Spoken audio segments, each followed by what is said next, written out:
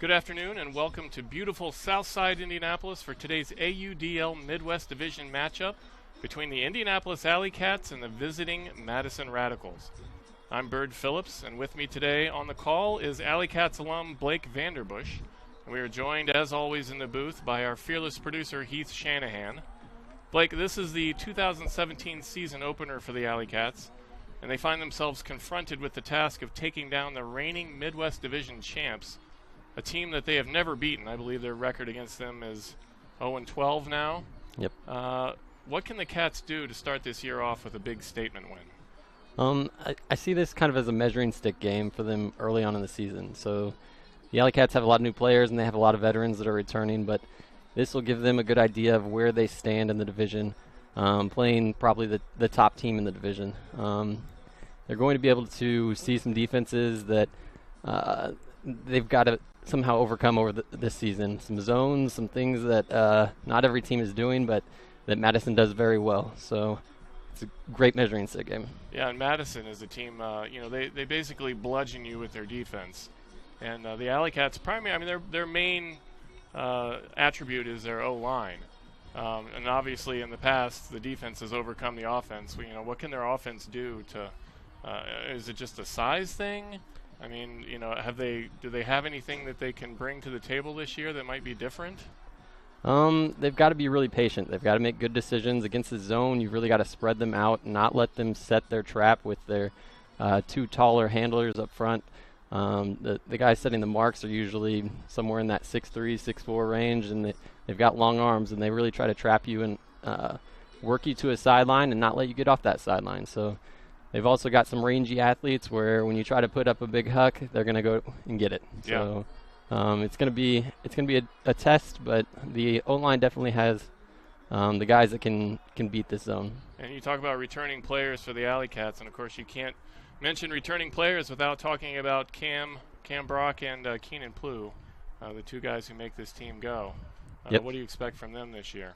Yeah, two of the most prolific scorers and throwers in the entire league. So these guys, if you look at any of the record books for the AUDL, you'll see their names 1 and 2 or top 5 or somewhere up there. So they're guys that have been around for a while, since the beginning. They've actually played together since college. They went to Ball State together. Yeah.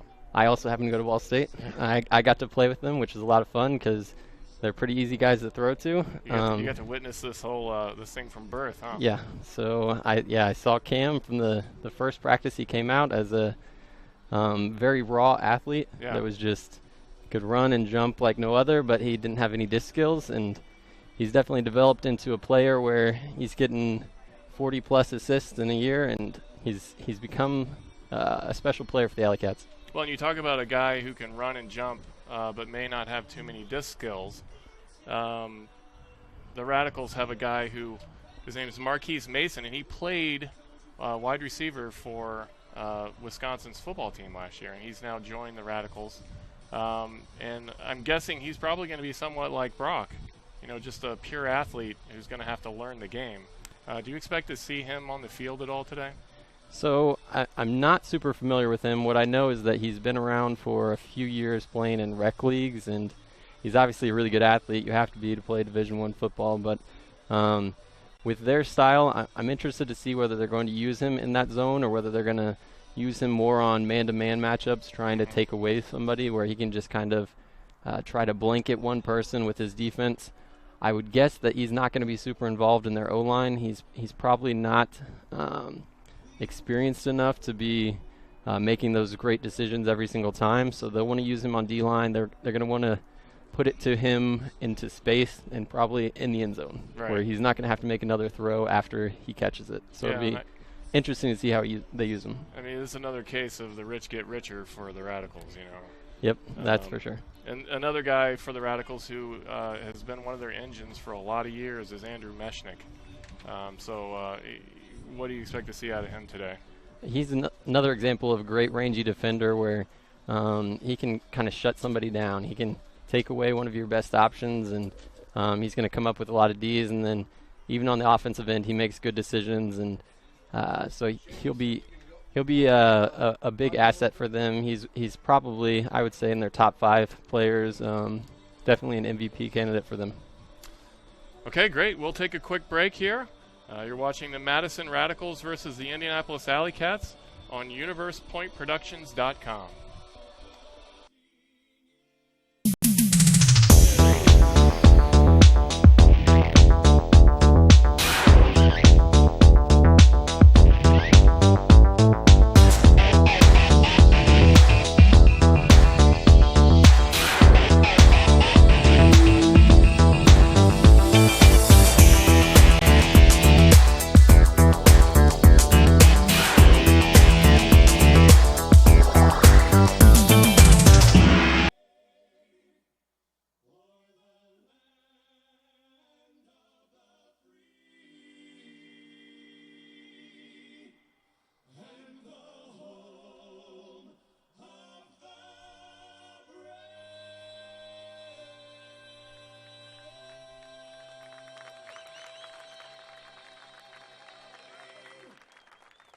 That was the national anthem to open today's season opener for the Indianapolis AlleyCats. Let's get right into the starting lineups, brought to you by Health Zone Chiropractic. For the AlleyCats defense, we have number 7 Levi Jacobs, number 12 Colin Ringwood, number 16 Heath Kalaba, number 19 Spencer Loskar, number 20 Nick Hutton, number 37 Travis Carpenter, and number 85 John Jones. For the Radicals offense, we have number 4 Pat Schreiwise, number 11 Andrew Brown, number 21 Dave Wiseman, number 25 Ryan Tucker, number 29 Nate Thibodeau, number 32 Colin Camp, and number 44 Jaden Scullion. Those were our starting lineups, brought to you by Health Zone Chiropractic.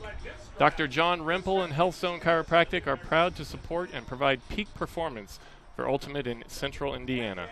Visit them online at healthzonechiro.net.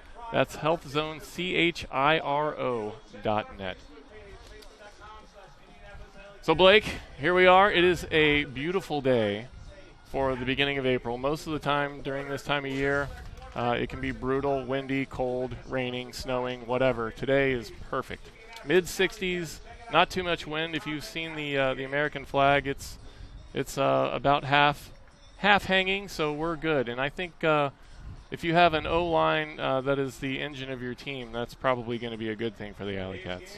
I agree. The wind looks like a thrower's wind. It looks like if you know what you're doing with the disc, it's not going to be an issue to make most of the throws that you normally make. One thing that you'll see with Madison is when they're using that zone, they're trying to force a lot of throws and a lot of turnovers, so if they have the windy conditions, that sometimes plays to their advantage. Right. I don't think that's going to be a huge issue today.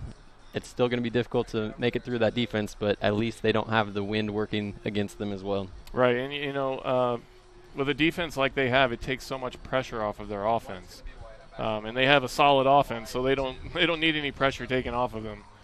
But we'll see what happens today. So here comes the opening poll, brought to you by the Indiana Ultimate Foundation. The IUF's mission is to promote the growth and development of Ultimate at all levels in the state of Indiana. Learn more about the IUF at www.indianaultimatefoundation.com. So here we go. First poll of the season for the AlleyCats. We see it's Travis Carpenter who's got the disc this time. Let's see what kind of rip he can put on it. He's throwing into a little bit of a wind, going from our right to left. And there it is. Hangs up a little bit, comes down. And it goes straight to Andrew Brown. He's going to be the center point for the Radicals offense most of the day. It'll be an interesting matchup. You've got Spencer Loskar, who's a speedy defender, on Andrew Brown, who is probably going to go every other.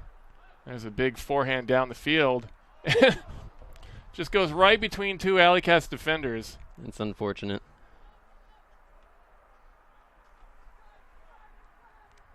And this is Brown with it, and we hear a whistle.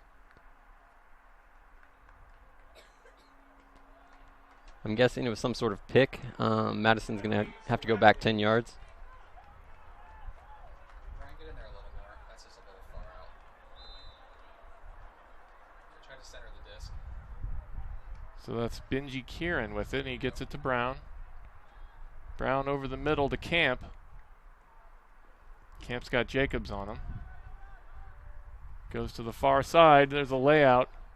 And a fairly easy score to start off this game by the Radicals, and that's what they do. Yeah, the AlleyCats definitely had a few opportunities there. You saw the disc go up for the 30, 40-yard huck that 2 defenders were there. It's unfortunate that they couldn't get it there, and then they had 2 more layouts after that where they were really close. So I'd say it's a good start for the defense. They have some confidence that if they just time those a little better, they're going to get some Ds. Yep. And that was an assist by Ryan Tucker, number 25, and he got that to Dave Wiseman for the first point of the season here in the southern part of Indianapolis. And we're going to see if the AlleyCats can come back.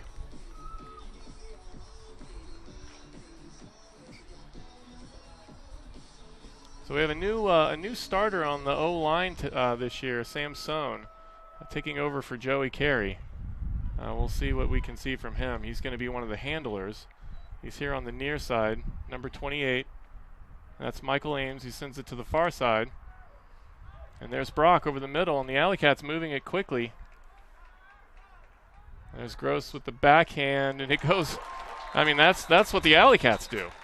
Yeah, that was really well done. They came out in a horizontal stack, I'm guessing, so that they're ready for that zone defense. If you come out in the vertical stack, you kind of have everyone bunched up in the middle of the field.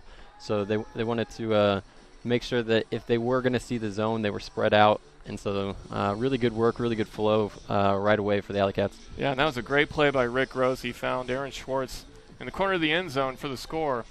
And Gross is a guy who last year really took a step forward for this team. I mean, he was, in the past I think he was mostly an athlete, but last year it seemed like everything clicked for him.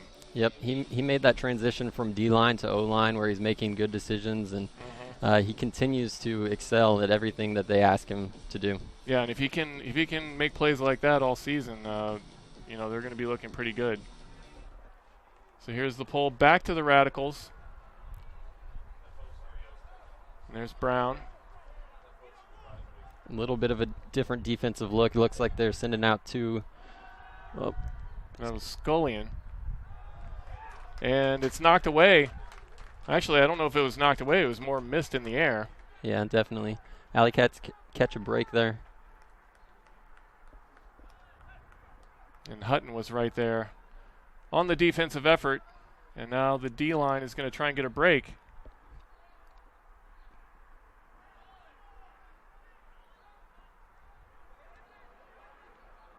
And that's number 24, John Winger. On the far side, gets it back to Carpenter. Winger's a new player for the AlleyCats this year, starting on the D-line. Of course, Carpenter's been around forever, a guy who plays both ways. And there he is in the end zone for the score, and that's perfect. Yeah, they really took advantage of a miscue by Madison. Every time there is one, you have to take advantage because they're not going to give you that many. No, they're really not. And that's the thing about Madison. I mean, you can get a quick start against them, but they're relentless. Yeah. And they don't get down, and they just keep coming at you. And you have to find ways to do the same to them. Yeah, it's definitely a confidence boost for the D-line. First time they see the disc, they're able to work it down the field, and offense really looked pretty smooth there. Yeah, and the D-line a lot of times for this team, I mean, they have trouble getting those breaks and scoring in some of those situations. But you can't do it any better than that.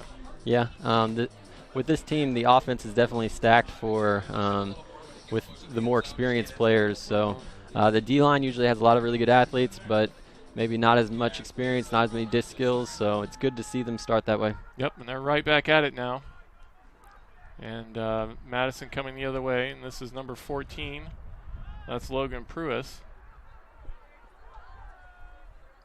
Bill Everhart, a guy who's been around forever for Madison. Looks like Madison has a few new players on this O-line. Probably tired from that last point. They want to make sure that they don't wear them out right away. Yep, and there's another uncharacteristic drop by Madison.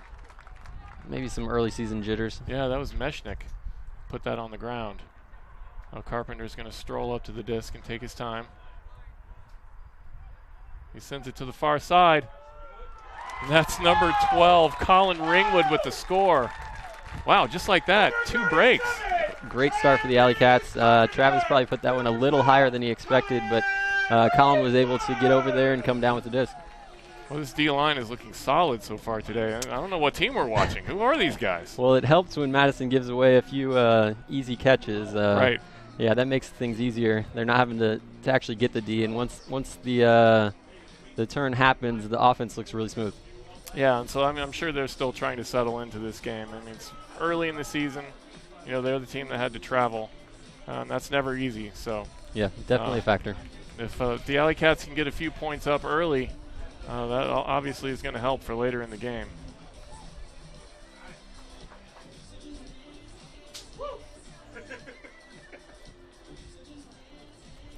So here's the pull by the AlleyCats now. That's Carpenter who puts it up. This is a high one. And it floats down to the near side. That was a good pull. And Brown back on the field now. He has to send it back.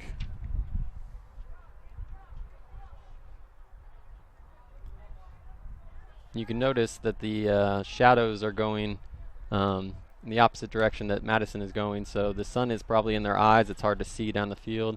That could be a factor for this afternoon game. Here's Scullion.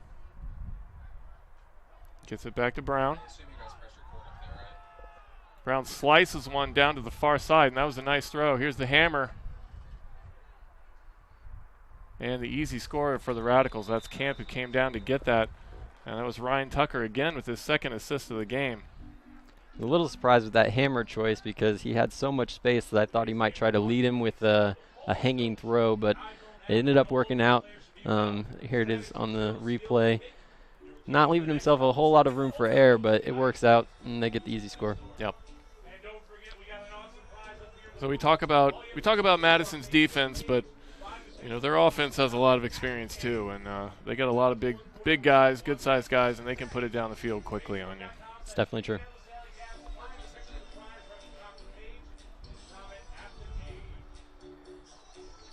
Marquise Mason now on the D-line for the Madison Radicals, number 40. You can't miss him. He's in the back now. He's a big guy. So it looks like they're in their zone right now. They have the two bigs up front setting marks, and this is probably a good test. And there's Jacobs. Jacobs running for that one. It goes just out of bounds. Thought he was going to have an opportunity for that, but no way to stretch for that one. So what Madison did there is they put their best athlete in the back where he can cover a lot of ground, and Kyle Cox thought he had enough room there, but on the line, up the line throws like that are sometimes hard because you're not leaving yourself a lot of room for error. Yeah, and that's probably a strategy we're going to see with Mason today is him playing safety in the back. Yep. That way, if he's not going to have to get handle the disc too much if it goes up the other way. So we'll see what he can do now on the field. And that disc just hit Sterling Nosh in the face. He comes up with it anyway. This is Everhart. Everhart centers it.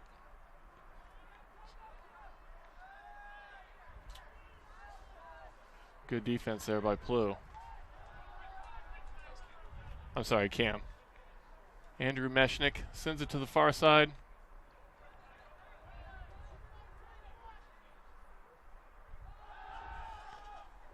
That's got to be Rick. Yeah, Rick is going to get that. Oh, wow. Oh, I just cursed that, didn't I? I think that was our fault. Well, my apologies to Rick and the AlleyCats team. That was just an amazing play. That was a great catch.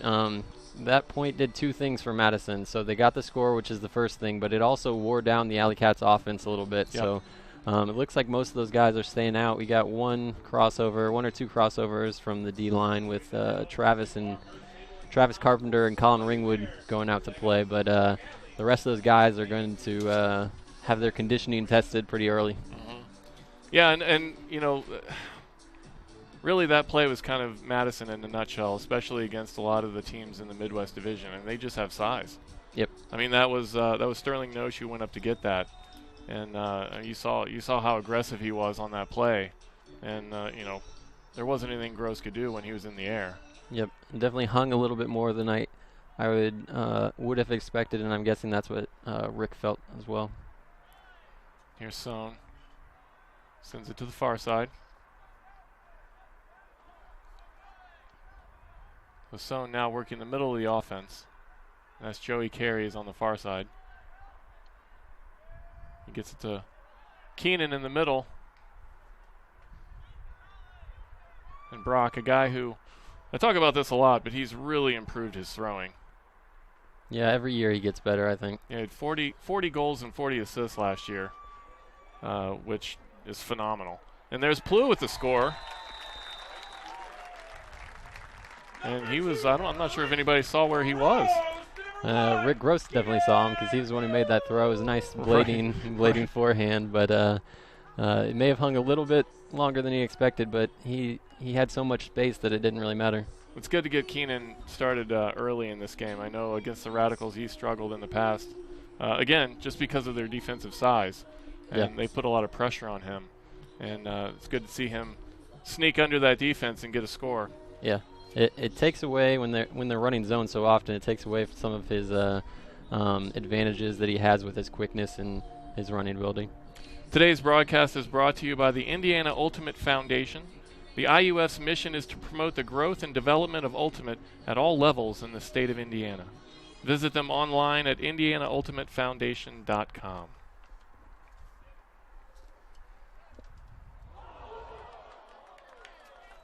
You hear the crowd respond to that drop in the end zone. Oh, I'm sorry, landed on the end zone line. I couldn't see that angle from where I am. Thank you to our producer, Heath, always correcting me. And Madison gets it to midfield quickly, and there's a forehand, and that's going to be a score for Camp. So they had a bad start to that play, but they put it right down the field and stick it to the AlleyCats. Yep. And that ties the game at 4 with 5:41 to go here in the first period.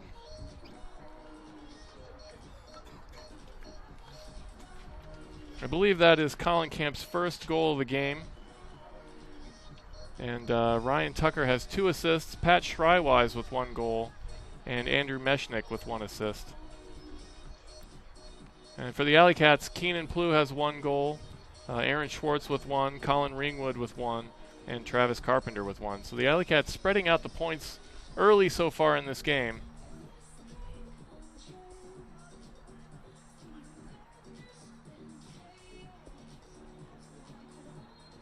And the pull from left to right by Madison. That's going to come down short, but get a good roll. And Sam has to handle that on the ground.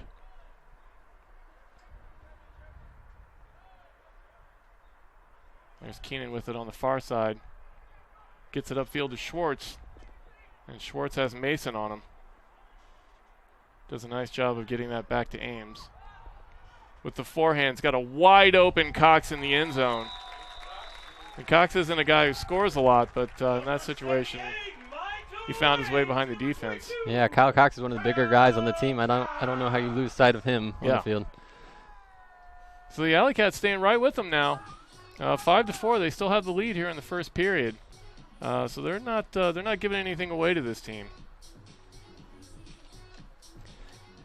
I believe the AlleyCats started on defense, so it'll be important for them to hold this kind of mini break that they have for the quarter, because they'll be getting the disc starting the next quarter. If either team gets a Callahan in today's game, 5 Ultimate will offer a 10% discount from their store for the next 24 hours. If a Callahan happens, we will be given the code and share it with our viewers. 5 Ultimate, one of our new sponsors this year.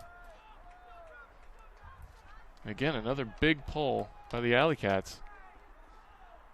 Now Scullion takes it in the end zone. Gets it back from Brown.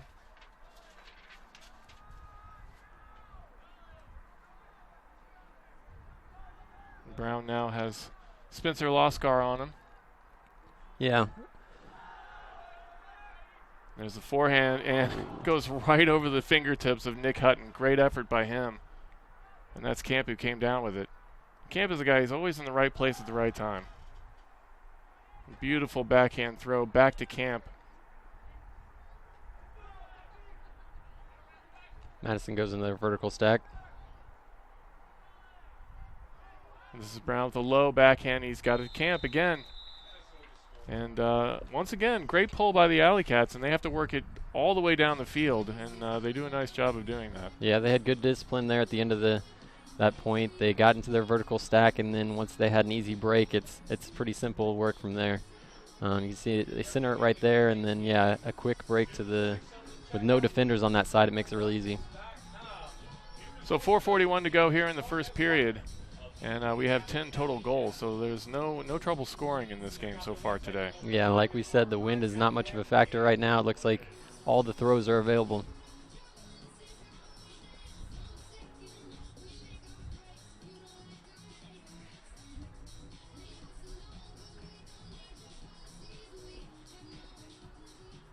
Here's the pull from Logan Pruis.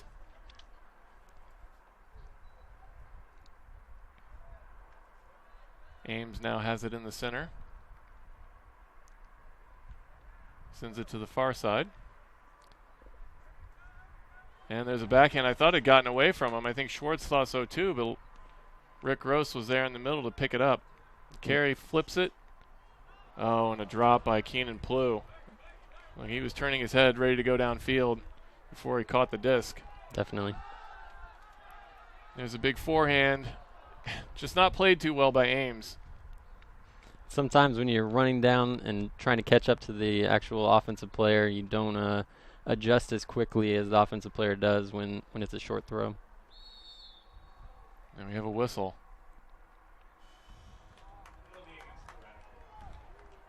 Some sort of offensive infraction, maybe a pick. So it's going to be number 80, Kevin Pettit-Scantling, has to step it back 10 yards, and we have another whistle. That's lucky, too, because they dropped it. Yeah, and he drops that. So the AlleyCats. Madison will get to keep the disc there. The actual infraction happened before the drop, so it'll come back 10 yards. So it was a lucky break for Madison. So Pettit-Scantling sends it back to Everhart.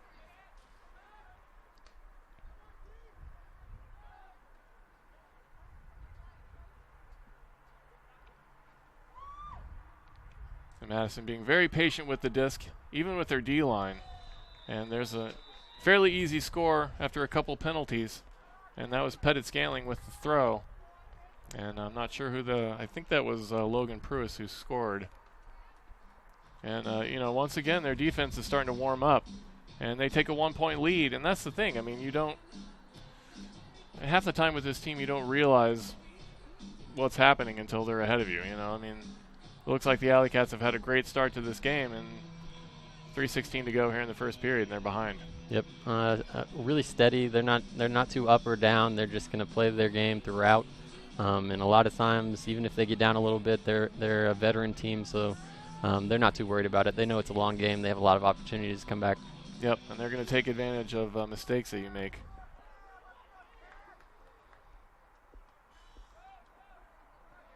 So Zebarth now, number 23, gets to Carey. Carey working the center.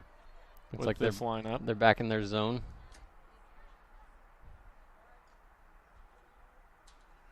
And the zone makes it very difficult to move the disc quickly. You really have to make fast decisions and know when to take good chances against this zone. And the AlleyCats being patient right now. There's the forehand over the top, and there's another mistake. And, yeah, it's really unforced. He sees somebody open, but it's not the easiest throw, and that's what Madison wants you to do is try to go over the top, try to make that hard throw on that sideline. Even if he catches that, they're probably going to try to trap it on that sideline and not give you many opportunities to work it back to the center of the field. So now Madison's D-line is going to bring it back the other way. Look for another break opportunity. That's Pruis. Gave it off to Mechanix. Mechanix over to Pruis again on the far side. Pruis with a big backhand. And AlleyCats with two players, and that was, I believe, Gross with that D. And it's good to have him as an athlete on that O-line when he's trying to defend a break. Yeah, definitely. Both Rick and Cam were in the area. It was going to be a heck of an effort for him to actually come down with that disc, but Rick was able to get up and not give him a chance. Carpenter with it deep in the AlleyCats End zone. Sends a slicing forehand out to Gross. What a perfect throw. Gross puts one down the field deep. See if Brock can come up with it, and he does. Great adjustment on the disc in the wind there. That floated so far, I wasn't sure if he was going to get that. Made it a little more interesting than he needed to, but I think what you see there is with Marquise Mason, he was the one who was playing deep, and he didn't have very good discipline. He didn't stay back, and so he came up with that slicing throw to Rick Gross on the sideline, and then Cam was just able to sneak by with no defenders deep, and made it to where Rick could just put out a nice, easy forehand with a lot of air underneath it and high percentage throw. Right. And you see, it's amazing. You know, one of the beautiful things about Ultimate, you see Gross throw that disc. Cam is right with him, and he runs 40 yards down the field to make that catch. Yeah, it's definitely different than something like football where it's going to drop quickly. You don't have much room for air, and it makes for some exciting plays. So that's Brock's first goal of the season. First goal of today's game, and if he gets 3 more goals, I believe that's going to be 350 for his career. There's a high floating pull. Brown with it for the Radicals. I'm still interested in seeing this matchup with Spencer on Andrew Brown. He's going to try to take away the easy give and goes and make him work for everything that he gets. That's Kieran. Gets it back to Brown. There's a forehand down the field. And another just great effort by number 25, Ryan Tucker, to pick that up in the end zone.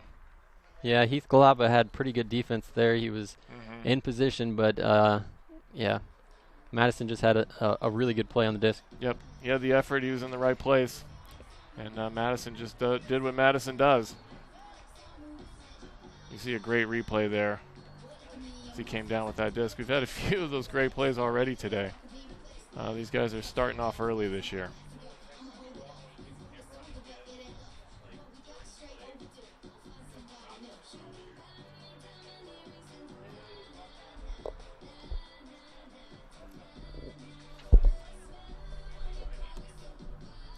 So now we're going to have the pull from the Radicals going from right to left. Throwing this a little bit into the wind. The AlleyCats going to be moving this into the sun. And this game started at 4:30, so it's late in the day here early in the spring, and that sun is going to be a big factor the more we go on today. They bring it near side to Cox. Cox looking for that forehand. Ames has to lay out for great effort by Ames to get that disc. And if your handler can make a play like that, you're going to score. And that's Rick Gross who gets that in the end zone. Excellent play by Ames. He really made that happen. Yeah, MVP of that point for Michael Ames, coming up with that big layout on the strike cut. And then he has the presence of mind, and he sees Rick streaking deep, and he makes a really good throw. Sometimes after a big play like that, your heart rate's up and you don't make the best decisions, but he made a really good throw given those circumstances. Yeah, he just popped right up and immediately looking down the field and found Gross. And nice play by Gross to recognize where he needed to be as well.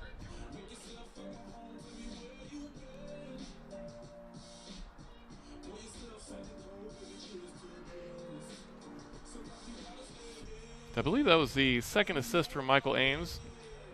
First goal for Rick Gross of today.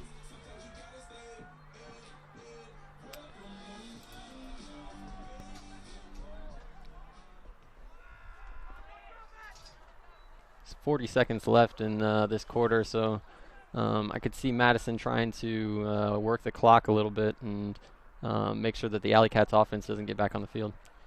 That was Shrywise who sent it to the middle, and then it goes to Brown on the far side, and this is Camp. Quick forehand snap. Gets it to Shrywise. They're in no rush right now. No, not at all. And Camp is a guy who he really helps your offense push it down the field because he's just endlessly energetic. He's all over the field all the time. I believe that was out of bounds. So the AlleyCats with a bit of a break there. Yeah. And that's the end of the quarter. Oh, I'm sorry, 1 second left to go in the quarter. So not sure much is going to happen here with this 1 second. And they just put it out, and that's the end.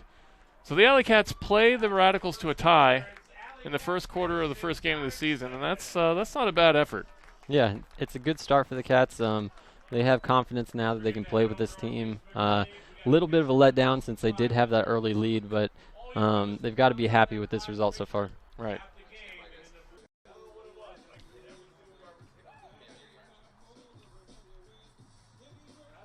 We would like to take a moment to thank our sponsors. Today's broadcast is brought to you in part by Health Zone Chiropractic. Enter the zone of peak performance and all-around great health. 5 Ultimate, supporting Ultimate from end zone to dance floor. Disc Store, offering the best service and best price on Ultimate gear guaranteed. BE Ultimate, Ultimate players making Ultimate gear for the Ultimate community. Layout Ultimate, the most durable Ultimate gloves. Layout Ultimate, what the pros wear. Indiana Ultimate Foundation, supporting Ultimate at all levels in the state of Indiana. And of course, the Indianapolis AlleyCats.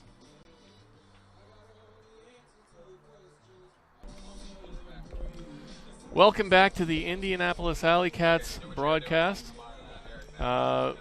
We have come to the end of the first quarter. AlleyCats tied with the Madison Radicals at 7-all. And again, like I said, they got to be happy with that effort. But to beat a team like this, you just have to have an astronomical effort.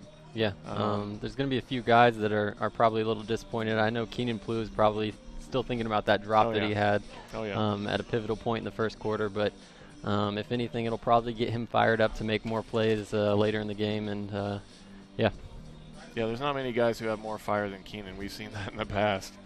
Last year he had an incident against Cincinnati where things got a little chippy, so I'm sure he's not too happy with himself for that. But he'll make up for it throughout the game, hopefully. It's a nice 60-degree day today, very comfortable up here in the press box. I'm wearing this 5 Ultimate Daybreaker hoodie. It's super lightweight and breathable. Seems to be the same material as the 5 Hydro shorts I've been wearing for years. Daywalker, I'm sorry. And again, it's the first game of the season. My tongue is still a little bit tied, but we're warming up just like the teams are.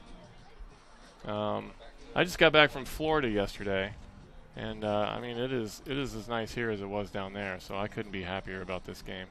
And our crowd looks like they're pretty happy as well. We have a good crowd for the opener today. All right, AlleyCats fans, your Cats will start the quarter with the disc. If you want to see a score, you know what you have to do. Let us hear you roar! Here, our announcer laying it out for the crowd, getting people fired up. And here's the pull.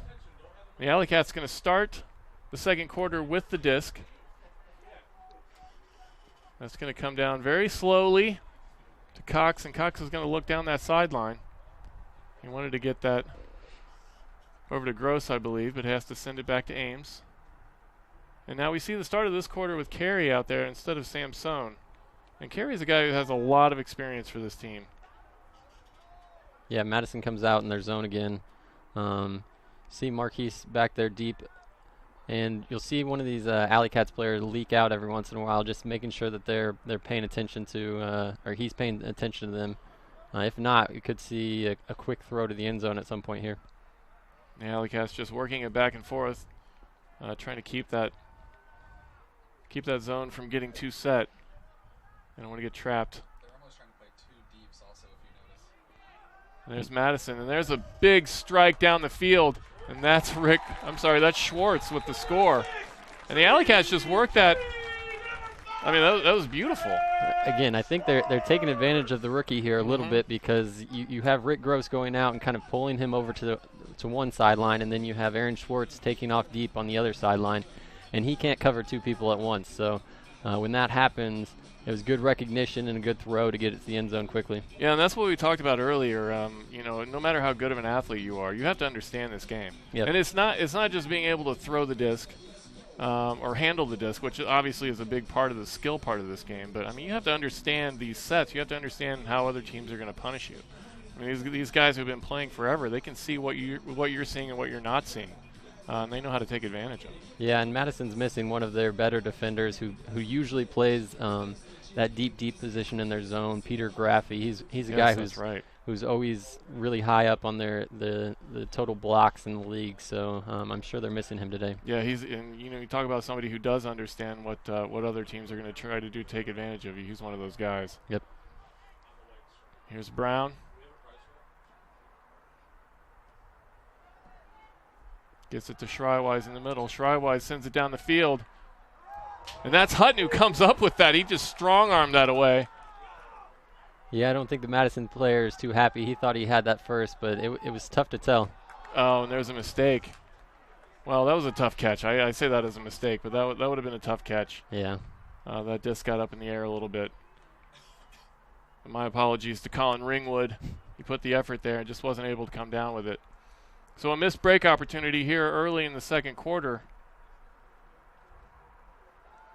And there's the score. And that was Dave Wiseman who got that to Pat Shrywise. So the AlleyCats could have taken the lead on a break there, but the O-line for Madison comes back and takes advantage of that missed throw. Yeah, really good effort by Nick Hutton there on the actual D. I think we got a replay right now, and you can see it was close. It was almost a tie there. Sometimes I can see why the Madison player is a little upset about it, but those things happen, and they kind of even themselves out throughout the game. AlleyCats had to drop later on, and Madison ends up scoring. So I'm sure they're moving past that. Yeah, and I think Hutton, if he can get his hands on the disc against this team, he's not going to give it up. I mean, he's going to do everything he can to take it away because, trying to get the disc in the air against these guys is difficult.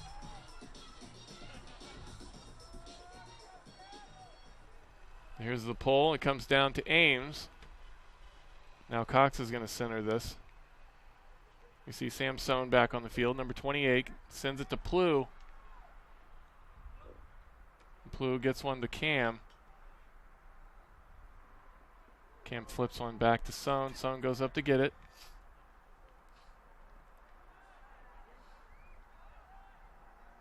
Ames with a forehand that he put down the field to Brock, and maybe that was a little bit risky. He had two guys there for Madison who were waiting for that. Yeah, and that vertical stack, you saw Andrew Mechanic make a really good play. He came over and poached off of that on the break side. He saw it happening before the throw went up, and he adjusted and made the D. So now we have a timeout from Madison. And again, another missed opportunity. The game's still tied, but the AlleyCats had two chances to take the lead here and weren't able to do it. Yeah. So, and with this timeout, one of the rules of the AUDL, they get to sub in whoever they want. So they'll get a fresh 7 on, and they'll probably put most of their O-line players. And so it's going to be another chance for the defense to make a play. But again, they have their best 7 players on the field for their offense. Today's broadcast is sponsored by Dr. John Rempel and Health Zone Chiropractic. Proud to support and provide peak performance for Ultimate in Central Indiana. Visit us online at healthzonechiro.net. That's healthzonechiro.net. So we're going to give you some stats for the AlleyCats here. 8 goals. Spread out pretty well. Aaron Schwartz has 2. Keenan Plew with 1. Rick Gross with 1. Brock with 1. Kyle Cox with 1. And Travis Carpenter with 1. Assists, Gross with 2. Joey Carey with 1. Keith Calaba with 1, Travis Carpenter with 1, and Michael Ames with 2. And again, we have to think that Michael Ames right now has the highlight play of the game with that layout and then the assist. Definitely. We've seen some really good plays, some really good Ds. Nick Hutton's D right there, although it was a little questionable, was definitely a highlight.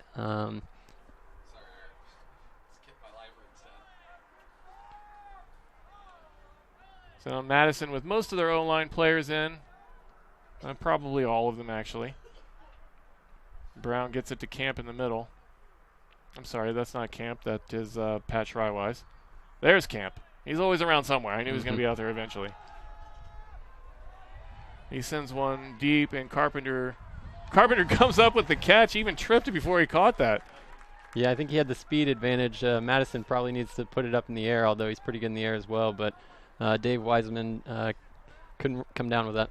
Yeah, Camp takes a chance, and Carpenter makes him pay. Now they bring it back the other way. Right in the corner. Oh, he gets unable to come up with it. Great effort.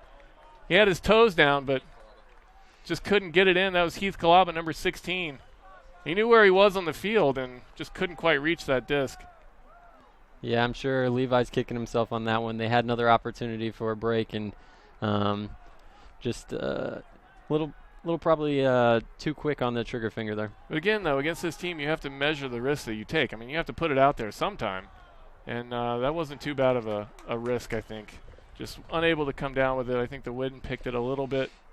And so here, back the other way, the AlleyCats going to get another opportunity. And a little surprised the AlleyCats haven't called timeout to get their O-line back in. Yeah, I think they're going to take their chances, see if they can go against this offensive unit for Madison that's probably not as good at defense. Oh, Dana.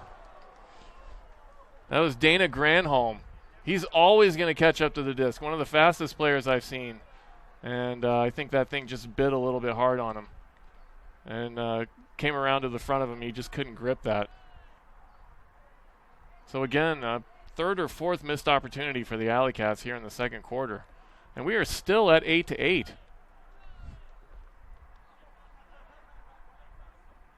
I would expect if the AlleyCats can come up with another turnover, they're going to call timeout. These guys look a little winded. Yep. Maybe get that offensive line back out there. Yeah, we're almost at 7 minutes here, and there's a great D by number 24. That's John Winger. And the timeout right away. There's the timeout. Good call. Yeah, both of these teams a little bit gassed here in the second quarter. We're about 7 minutes left to go, and we've only had 2 goals total. If you remember, at the end of the first quarter, it was 7-7. Now it's 8-8. So that first quarter was scoring nonstop, and now it's slowed down for both teams.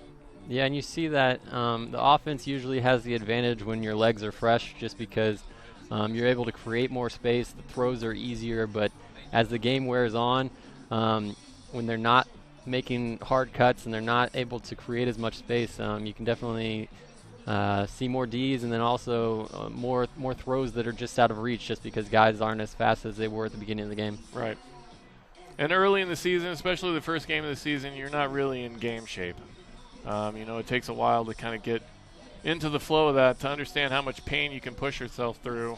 Even though these guys play all the time, it's not the same. This is going to be Kyle Cox, picks up the disc. He's got Ames behind him. And Cox being checked by Marquise Mason, which is interesting. Yeah, and some of the more or less experienced players sometimes have difficulty on the mark because they will bite for fakes too quickly. So it'll be, it looks like they're going to double team them though. So this is probably using his long arms and his reach to stop any easy throws. Ames gets the dump. Sends a low one back to Cox. Cox with the hammer over the top, and that's going to be knocked away. He was looking for Gross in the end zone, and maybe not the best decision in that situation. Yeah, with in the red zone there, 20 yards out, you've got to really take back those chances. You've got to be smart with the disc, and that's one that's going to hurt for a little while for the AlleyCats. Yeah, here's another timeout by Madison. It really seems like all the opportunities in this quarter have been for the AlleyCats. They've really been in control of the disc most of this quarter, it seems like, and they just haven't been able to score. So, yeah, there have been about 3 or 4 that have gone into the end zone that just haven't been catches for goals. So they're right there. They just got to make better decisions and come down with the disc. So we have another timeout here. These guys getting another bit of a rest. The AlleyCats D-line going to come back out on the field, and we'll see what Madison can do on offense. See if they can push this down the field. They haven't been able to do so thus far. It seems like the AlleyCats defense has really come to play today.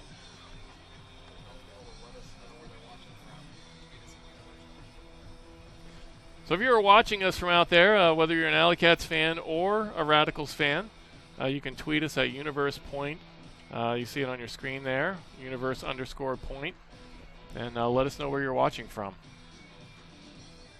And I say this to the Madison Radicals fans. I do my best to get all the names right and pronounce everybody's name right, make the calls as much as I can. Obviously, I know the AlleyCats players more than the Radicals players, but We always appreciate people watching from anywhere, and happy to have you with us.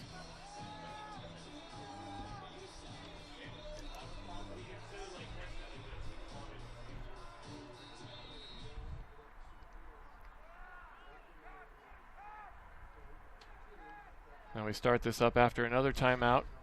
Looks like the wind has picked up a little bit.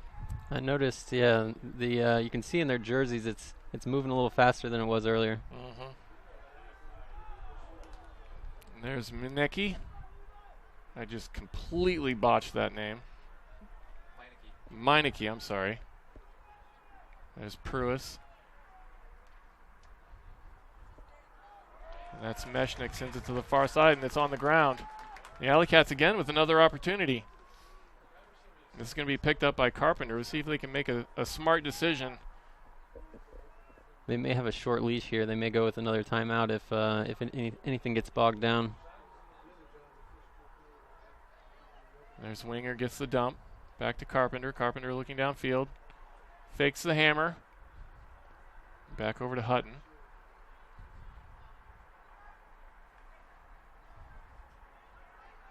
The AlleyCats, not a lot of movement in the back of that D-line, and there's a great find. Winger in the end zone. He's pumped. They finally get a score.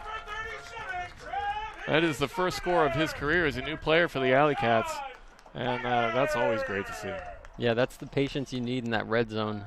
There's a little handler movement where they got some easy strikes, and it gave them time for the downfield cutters to finally get open. They found a lull in the D there, and he just cuts to the corner and gets the score. Now Winger, another guy from Ball State, so this team with a lot of Ball State talent.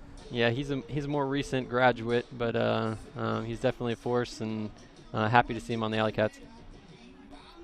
So you're saying you can't take credit for his development? Is that what you're saying? I cannot. He was unfortunately after my time there.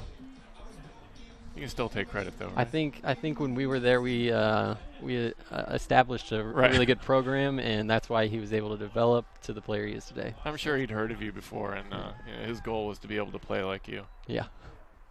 Had nothing to do with Brock or Keenan. So this is the Radicals coming back the other way to see if they can tie this game. There's a sharp backhand across the field. AlleyCats are in a little bit of a zone, although they may have just gone to man-to-man defense now. Brown has to get creative with that dump over the top. And it's knocked away by Carpenter. Some quick hands by Travis on the hand block. Samson going to pick this up. And they're taking their time. Carpenter to the far side. He's got it about midfield. And once again, the AlleyCats with a good opportunity. There's Kasper Zicki. And fakes that backhand. Sends it to Carpenter.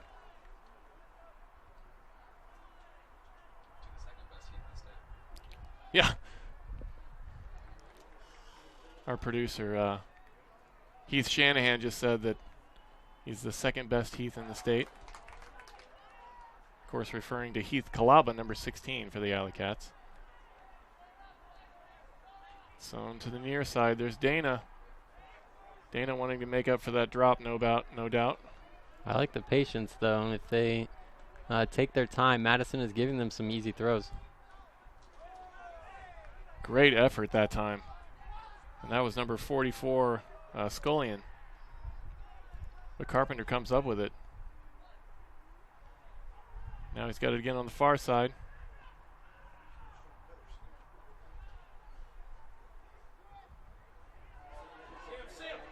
There's Sam on the, he's not going to get that. He's in! Nope, they call it just out. We thought he might have had a tiptoe there, but you see the referee, and that disc floated a little bit more. He might have had a chance at that, but. Yeah, Travis is probably kicking himself. Yeah. He knows that he had an opportunity there, and they had been so patient up until that point that it's a big letdown when you don't actually end up scoring. Yeah, he had to put that into the wind. Like we said, the wind has picked up a little bit today as this game has gone on. So now Madison going to take it from the corner. Their O-line has been out there for quite a while. So we'll see how their stamina is.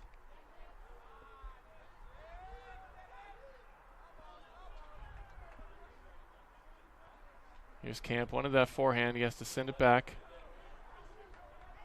See if Brown can get things organized.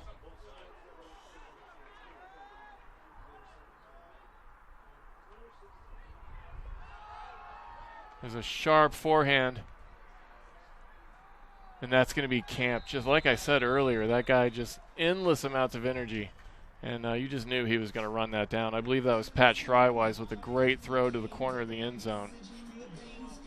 So now the Madison Radicals with 2:54 to go here in the second period tie this up at 9-all.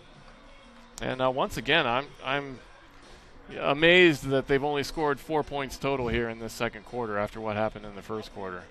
Yep, it's definitely two different quarters. The pace of play has definitely slowed down a little bit. You have a lot of turnovers, guys overthinking it. They're not wanting to make that mistake that everyone else is, and then when you do that, you're not making crisp throws, you're not making good decisions, and leads to a lot of turnovers. I believe that's Colin Camp's third goal of the game. And here's the pull from Madison. That's going to come down to Carey. Now Ames quickly avoiding that double team. Carey snatches it. The AlleyCats working into the sun. There's Brock. Typically don't see him at the back of the offense. He's going to take his place on the far end. Here's Plouffe, sends it to the far side to Cox. Cox with a smash forehand down, and that's going to be Rick Rose, and he drops it. Don't think that was the original intended receiver. He saw Cameron streaking, but he was in position to catch it, and just another one of those drops, early season mistakes. Yeah, we've had 3 or 4 of those. And again, all these guys kicking themselves because a lot of missed opportunities for the AlleyCats. It's almost as if they know that they're working with this team, and they're a little bit tight. Big forehand from Madison. And it's knocked away by Michael Ames. Again with the athletic play from Michael Ames. You don't see that too often. Yeah, he's a better athlete than you'd think. Again, with that layout that he had earlier and then getting up there to get another D, he's impressing me so far. I mean, it's really more about timing. I mean, that was just perfect. So here's Carey. Gets it back to Ames. Carey facing the double team here on the near side. And that's going to be Cox goes up with a great play. Gets it back to Carey now. Carey wide open. That's Brock. Brock with a nice forehand. There's 2 AlleyCats there, and that's Keenan Plouffe comes down with it, and he's got a man. There's the score. Schwartz with the score, and that was an amazing offensive set. Yeah, a few plays there that might give the AlleyCats some momentum. You see Michael Ames coming down with that D in the end zone, and then Kyle Cox getting up to save that point for them. And again, a few throws later, they got the score. They've got some momentum. Hopefully the defense can come out and keep that momentum rolling. Yeah, and like you said earlier, that definitely was Cox was the MVP on that. Yep. On that play. He got that going. Not only catching that disc, a tough play, making a tough play on that disc, but getting ahead quickly to Carey, who was open, and he could push it down the field. So, and that's what you need against this team. I mean, you have to have quick reactions in tough situations, and right there you saw that work perfectly for the AlleyCats.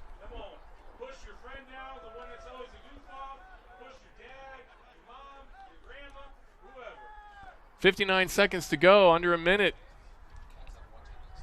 Here in the second period, the AlleyCats with 1 timeout left. And that disc gets pushed by the wind back close to midfield almost. About 10 yards short of midfield. Brown's going to pick it up there. He gets it ahead. This is Dave Wiseman. Now to the far side.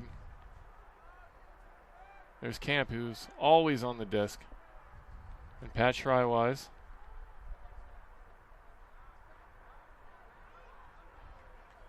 Gets it again in the middle. It's being checked by John Jones, number 85. And Schreiwise with the score. So Madison ties this up. And there's going to be about 22 seconds left for the AlleyCats to try and take a lead going into halftime.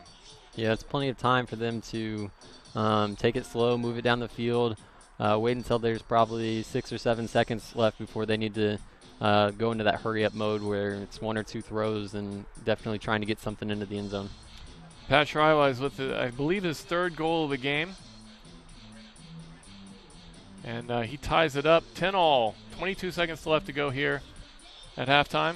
We are getting stats from my son, Nolan Phillips, who's done a great job of setting things up for me to be able to see all the numbers today. Didn't have that last year, and I'm a guy who loves numbers, so much love to my son for hooking that up for us. And here's the pull. It's a short one. The AlleyCats going to have to run up to this. And Samson picks it quickly and puts it on the ground almost immediately against the double team. Now, was that intentional? That pull, the short pull? Oh, I'm not sure about that, but the turnover there is just a mental mistake. Great play from Rick Rose. He gets the D. There's Plu, picks it up, forehand down the field. He's got 3 guys for Madison checking Brock. Brock goes up. He can't come down with it. Knocked away. That was a solid play by Madison to stop that goal right at the end of the first half. Yeah, an entertaining last point. A few questionable decisions by both teams. I don't know why that hammer went up so early, but he may not have known how much time was left. But yeah, Cats are probably happy with this first half. A lot of things can happen in 22 seconds in a game of Ultimate. Yeah, that's for sure. So that brings us to the end of the first half. Once again, game tied 10-all between the home Indianapolis AlleyCats and the visiting Madison Radicals. We're going to take a quick break. You are watching the Madison Radicals versus the Indianapolis AlleyCats on UniversePointProductions.com.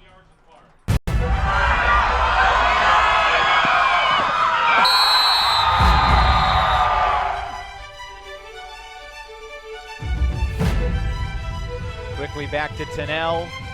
Oh, what a tremendous bid! Oh, no one guarding Mechanix. A huge error. Mechanix to the end zone. Knocked away!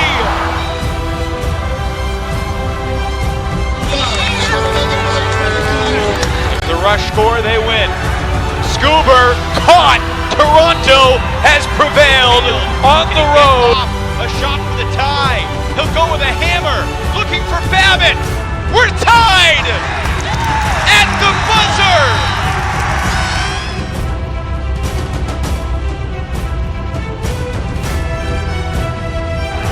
5 seconds. Shen, can he throw it the full 80 yards of the field? Are you kidding me? You are kidding me! Holy smoke!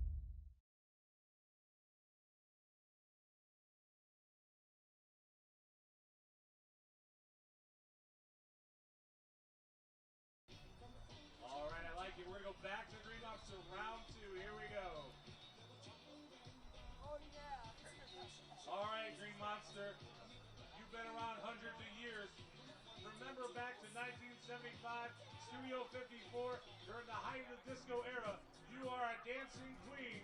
Let's see it. Let's see your ultimate disco moves.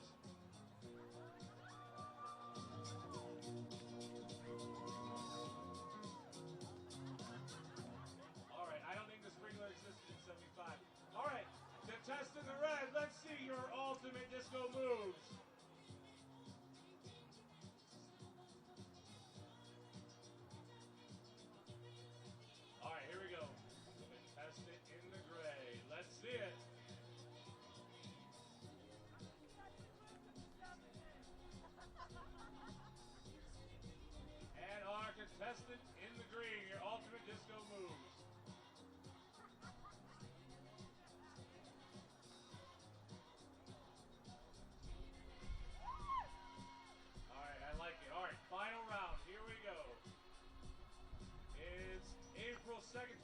17 tonight. WrestleMania will take place in Orlando. So that means right now, you are the World Heavyweight Champion of the WWE, and it is your entrance down in the ring at WrestleMania. Let's see it.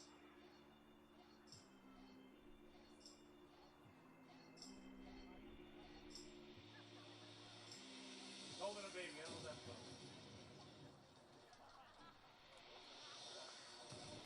All right, contestant number in the red. Contestant in the red.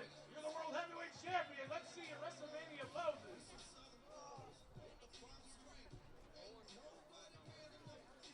Okay, I'm slightly intimidated. Contestant gray. Let's see it.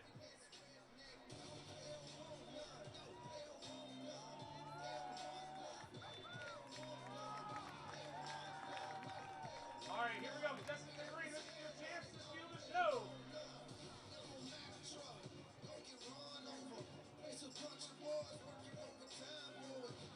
All right, we can still see you. Can't see me? Nobody gets it? Okay.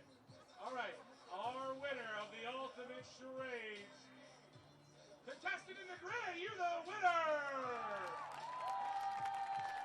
Let's give a giant round of applause for all of our amazing contestants. Make sure to head over to Food Truck Alley and get a snack, get a dinner, whatever you want to get, while we wait for the second half of the AlleyCats and the Radicals.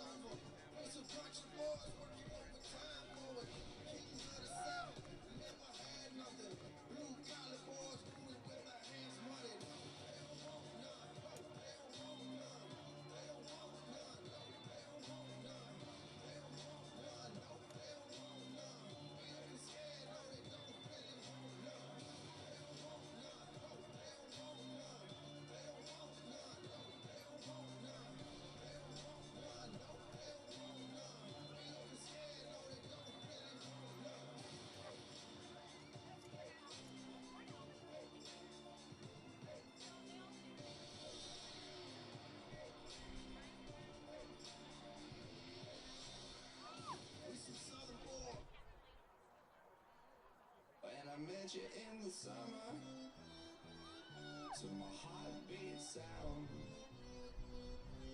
We fell in love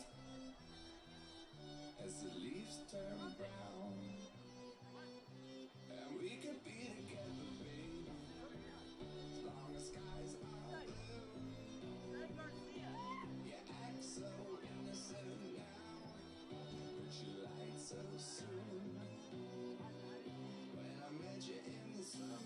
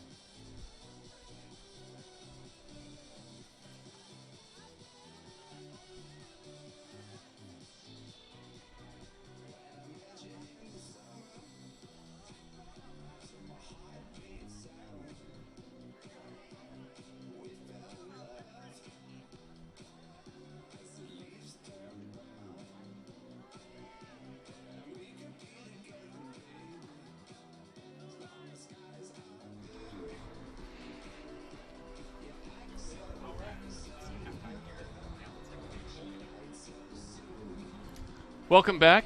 Now let's take a look at the layout ultimate grip catch of the half. I believe this is going to be Michael Ames with my favorite play of the game, not just because of the play, but because of who it was. When you have your main handler making plays like that. Yeah, great layout to save that point, and then he also made a really good throw after that to actually get the assist and for the AlleyCats to get a goal. That was the layout ultimate grip catch of the half. Layout ultimate, what the pros wear. Layout ultimate would like to give out a pair of gloves to a viewer. Tweet at universe_point using the hashtag layout ultimate and tell us why you want some gloves. We will pick a winner in the fourth quarter. About 2 minutes to go here before we start the second half. Again, it looks like the wind is picking up throughout the evening, and that could be more of a factor in the second half. But I'm really curious to see how the AlleyCats respond. They got through that first half with a tie, which, I mean, for them, considering they're 0-12 against Madison all time, you have to consider that somewhat of a victory. Yeah, you definitely like to see them work into a little bit of a lead, though, because if it is close at the end, there's going to be a little bit of a mental block where you're not sure whether you can actually bring it home at the end. So if they can get a little bit of a lead, they're going to have that confidence, and hopefully that'll lead them to a victory. Yeah, and I feel like this has happened in the past where they've had close games against this team. And, I mean, they are just so tough when it comes down to that fourth quarter because they are just cold-blooded. Yep. You know, these guys have all been there before. They know how to win a lot. And, you know, they're not going to be nervous when it comes down to crunch time. Yeah, with experience comes confidence, and these guys definitely have a lot of experience. They've always gone deep in the playoffs every year. They've returned a lot of guys. They have some core guys that, again, have been around for a long time. So in those crunch time situations, they're going to, more often than not, pull through for their team. And it seems like the AlleyCats, I mean, they've been putting themselves in the right positions all day. You know, they've had opportunities. They've been in good situations. The defensive lines look solid. They just had, especially there in the second quarter, they had so many situations or opportunities that they just missed. You know, just dropping discs, you know, maybe ill-advised throws. And is a lot of that they just know that they have to be perfect against this team? I think it's some of that early season jitters where it's the first game. You haven't had a whole lot of reps in game situations, so you're not mentally prepared for that yet. I'd say if I didn't know the score right now, I would have said that the AlleyCats outplayed Madison in that first half. Yeah. It's kind of unfortunate that it is tied. I know they're probably not too down about that again because they have not beaten this team, but it is a little unfortunate that you outplayed the team and yet it's tied. Yeah. And it's you know, it's not really the new guys who have made those mistakes. It's been some of the veteran guys who've been there. Yep. Who have put the disc on the ground. Yeah, surprisingly, yeah, that happens sometimes, and haven't seen too many guys that have like compounded that with multiple mistakes yet. So that'll be interesting to see whether they can keep it to just that one mistake and hopefully play a clean second half. So we now have 12 minutes on the clock, ready to start this third quarter here in Roncalli Stadium on the south side of Indianapolis. Again, a beautiful day. And we have 24 minutes to go until gold time. And we'll see if the AlleyCats can hang in there with Madison and maybe get an opportunity to steal a win the first game of this season. I'm sorry, I'm watching the warm-ups between Keenan Plew and Dana Gronholm, and Dana just dropped one. He's getting it out of the way while they're not on the field. Yeah, he's trying to get that out of his system. So here's the pull. It's going to come down on the near side. Picked up by number 44, Jaden Scullion.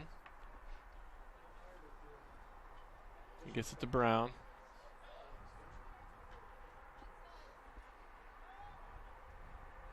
The AlleyCats, good mark so far here at the start of the third quarter. There's Shrywise putting one deep down the field. And very easy score to start. That's Colin Camp. Gets, I believe, his fourth goal of the game. And that's not a good start for the AlleyCats, just as we were pumping them up about their D-line. They give up a deep throw and an easy score to start off. Yeah, Pat Schreiwise is one of those guys from Madison that's going to take the chances with the deep shots. Andrew Brown will get a lot of touches, but he's more of the distributor who makes good decisions. He'll spread it out around the field, and he'll always have a reset option. But Schreiwise is one of those dynamic players who's really going to push it down the field if he sees somebody open.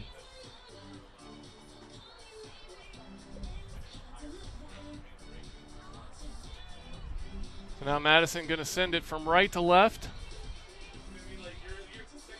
There's a big pull.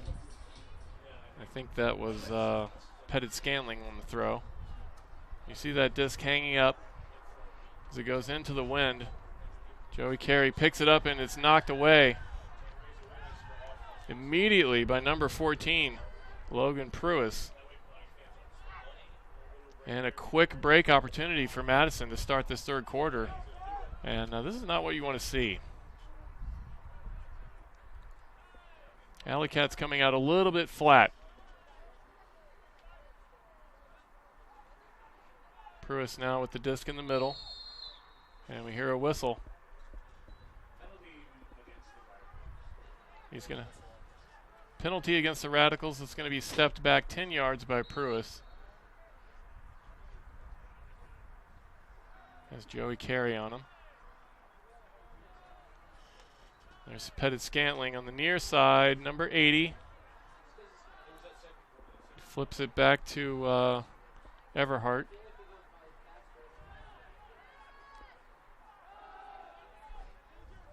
It's a bit of a lazy backhand, but Pettit Scantling, he cleans those up. He's a big guy. It was an odd-looking backhand. I was surprised when it was released, and probably a little bit questionable. I think Aaron Schwartz had a chance to potentially D that, but worked out for Madison. I'm sure they're happy about it. Yeah. And like I said, that's what they do. I mean, they can take a mistake and turn it into a goal better than anyone. Of course, I say that was a mistake, but when he threw that, I didn't even know where he was looking. Looked like he was looking at me. Somehow it ended up in Pettit Scanling's hands, so I'm sure they'll take it. So 12-10 now, 10:30 to go here in the third quarter. There's the pull down the field. That's going to be Ringwood. On the line, sends it to Sohn. Sohn to Carpenter. A little bit of a different O-line now.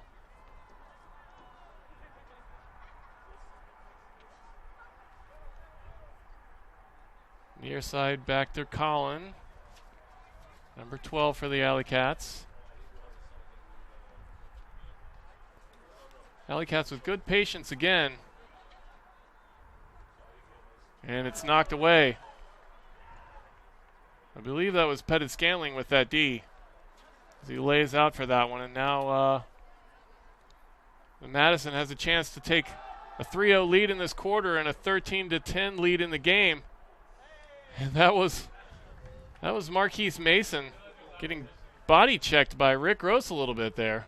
Yeah, it looked like a slight misread on the disc, and then he kind of came in the path of Rick. I think that was incidental contact. A good no call on that one. Yeah, the disc doesn't fly like a football, that's for sure. And especially in the wind, it can be difficult to read those. Madison's still in their zone. They kind of got two back, and I'm guessing it's because the AlleyCats have a few times been able to leak out and get deep passes every once in a while. Plew with it on the far side, gets it back to Sohn. AlleyCats really need to take advantage of this at this time. You don't want to get down 3 to these guys. There's Plew with a sharp forehand, and it rolls. Ringwood unable to make a play on that. So again, a missed opportunity, and they look really flat so far in this third quarter. Yeah, low energy right now, and nobody's stepping up and making a play.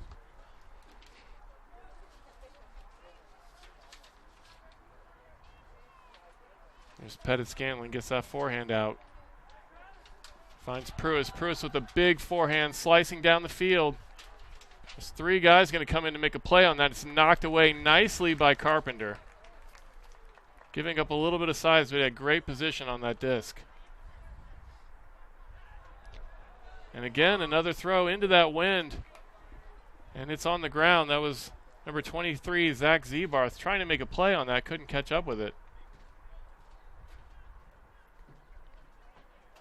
This is number 9 for Madison. It's Josh Wilson.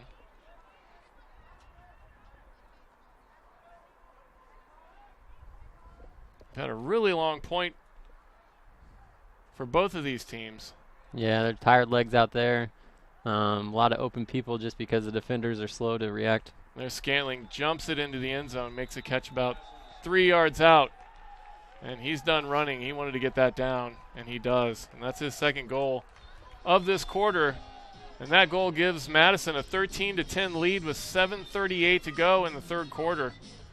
And it's like we've seen two different teams here today. Yeah, definitely not a good start to the second half. As you said, they're flat.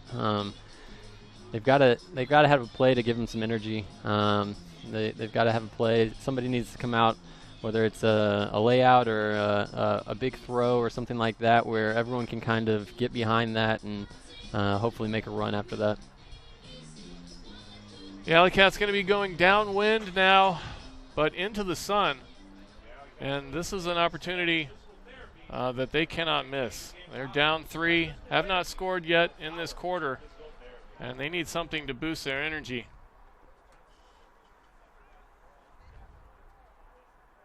And of course, by that I mean points.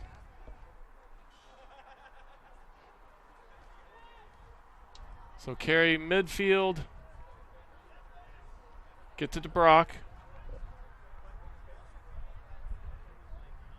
Brock with the dump back to Carey. Carey with a sharp forehand. He's got a man, and he's got a goal. He's got an assist, and that is Travis Carpenter with the score. Carpenter snuck behind the defense, and that's exactly what they needed. Yeah, Travis, definitely snuck behind the defense. He put up his arms like, why is the throw not going up? And then Joey saw him and kind of lasered a forehand out there. The Madison player made a good run on it and had a chance there at the end, but Travis came down with it. Yep, excellent play. Great timing from him to get that score just inside the line. And that's our first goal with about 5 minutes gone here in the third quarter. And that was the 100th career goal for Travis Carpenter. I believe he's got to be getting close to 100 in all of the categories. I think his blocks, goals, and assists are all hovering right around there. Yeah, and he's a guy, like we said earlier in the game, he goes both ways, almost full time. So he has to be in excellent shape. He's back out there right now to play some defense. Yep. He's the one who made that pull. Madison. Another big forehand. I believe that's Camp. Camp comes down with it once again. He's right on the line. He's looking for his teammates to catch up to him. And that was a nice fake. I believe that's Andrew Brown with that score. So, again, a great effort by Madison to come back after that score from the AlleyCats.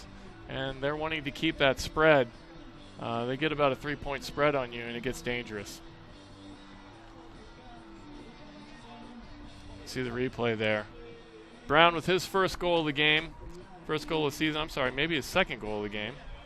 And Camp, I believe, his second assist. He's had 4 goals, I think, and 2 assists now. And he's really been putting it on this team. Today's broadcast is brought to you by the Indiana Ultimate Foundation. The IUF's mission is to promote the growth and development of Ultimate at all levels in the state of Indiana. Visit them online at indianaultimatefoundation.com.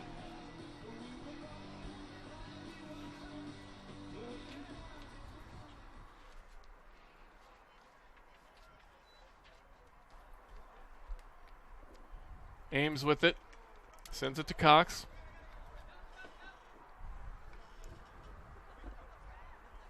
Cox to Brock. Brock, he's got a man. This is going to be dangerous. We'll see what happens. And it is easily knocked away by Marquise. That's Marquise Mason, number 40. And that's the kind of athleticism that you just can't do much against. Yep. And that's why they got him. Right back down the field for a break opportunity. And there's Logan Pruitt with the score. That was number 10 David Meineke with the assist. I got his name right at least. And that puts them at 15. The AlleyCats still with 11. 4-point lead now for Madison. And this has been quite a display here in the third quarter. Yeah, I'm a little surprised the Cats haven't gone with a timeout or something just to kind of reset their focus. They're kind of having to split lines here with some new players, and guys have to be tired playing a lot of points in a row, and have to be feeling down with giving away this opportunity that they've coming out of halftime when it was tied. They were feeling good about themselves, but now they're definitely down. Yeah, and that's what we said earlier about Madison. I mean, they're just, they're cold-blooded. I mean, they don't get too high, they don't get too low, and when they get their opportunities, they're going to take advantage. Ames now on the far side. Across the field to Carey, back to Carpenter. Carpenter playing the handler role, which you don't see too often. That might be something new that he takes on, a new role that he takes on this year. He does everything else, so why not do that, right? Yeah. Carey being marked by Pruis. Crosses the field. And we have a whistle. Keenan Plew not too happy right now. Things getting a little bit chippy downfield. And that goes the AlleyCats' way. So they bring it 10 yards forward. Carey gets it back from Carpenter on the far side. Carpenter trapped on that sideline. Makes a nice dump. Carey gets a perfect forehand. That's Rick Gross in the corner of the end zone. I'm sorry, on the line of the end zone. Excellent read from him. And perfect throw from Joey Carey. Not much room for error, but really good throw. Right where it needed to be, because he had a defender coming from one side following him and then another one helping at the back of the end zone. Yeah, you see the replay. He put that between two guys, basically. Yep. Excellent throw from him, and they're going to need throws like that now if they're going to bring this lead back. Madison now 15-12, 5:10 to go here in the third period.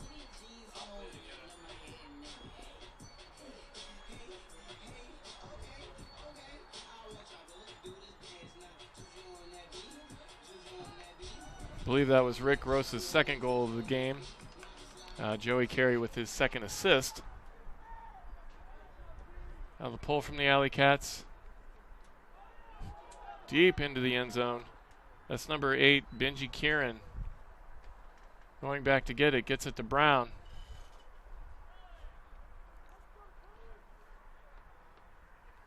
Brown's going to try and work this out of the end zone with the hammer. He's got a man. And now Madison off and running.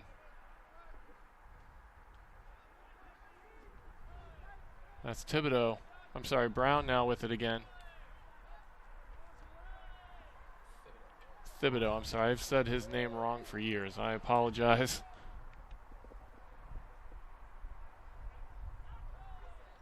Back to Brown.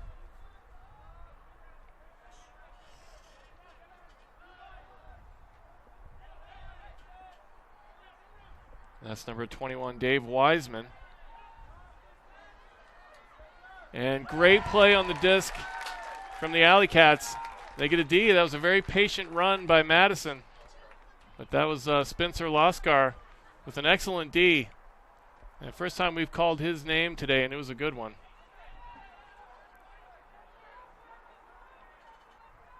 And that's Ringwood getting it out of the end zone. Levi Jacobs now on the far side of the field as the AlleyCats defense looks for a break opportunity here in the third quarter. There hasn't been much for them to work with. There's a good forehand down the field. That's Carpenter going to catch up with it perfectly. Great throw from Hutton. And the AlleyCats get a D on one end. Nice score on the other end. And they're going to need a few more of those, but that's a good start. Yeah, that's exactly what they needed. Madison's got to be a little disheartened that they worked it so patiently down the field. They had the opportunity going into the end zone, but the throw floated a little bit. And then the AlleyCats were able to take advantage with some smooth offense of their own. I believe that was Hutton's second assist of the game.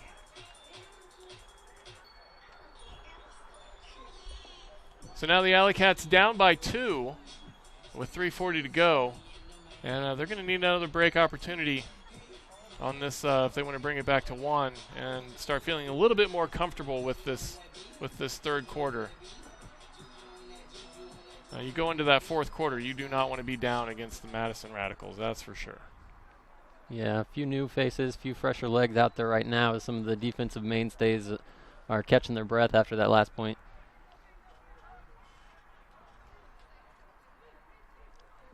This is number 48, Thomas Coolidge on the field for Madison. This goes deep. Pettit Scantling going to make a play on that, and he drops it. He had it in his hand, and they're gonna call that a goal. I'm guessing he must have stopped rotation, and then the defender comes in and knocks it out. So yeah, it's stripped. See if we can see it on the replay here. That was John Winger on the defense, number 24 for the AlleyCats. And it was in his hand. And you can see him pointing. And the referee agrees with him. Winger not too happy about that. I think it was the right call in the end.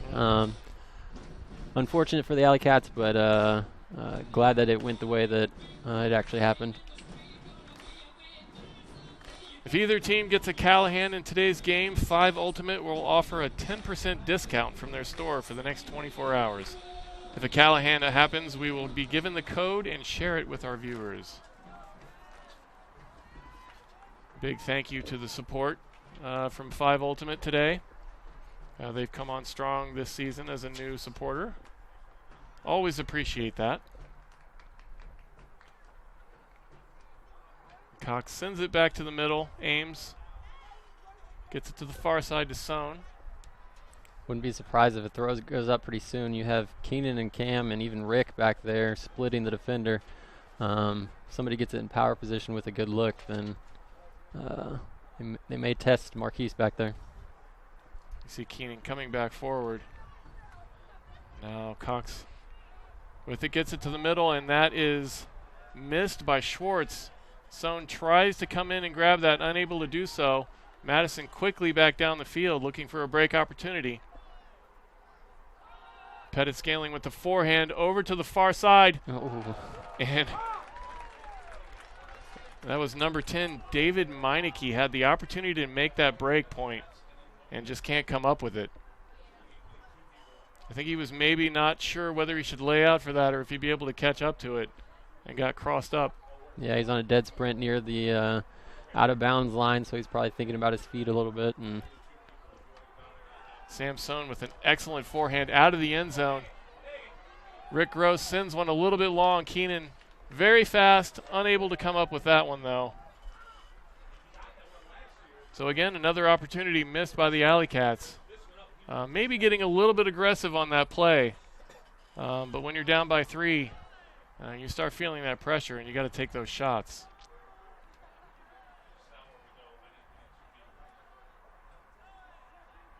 Madison back the other way.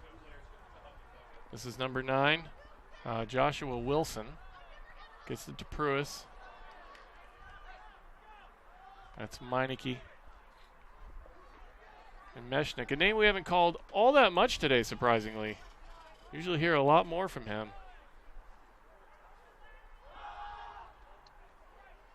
It's up in the end zone, and I believe that was, he had the opportunity to catch that, and he just couldn't come down with that. Yep.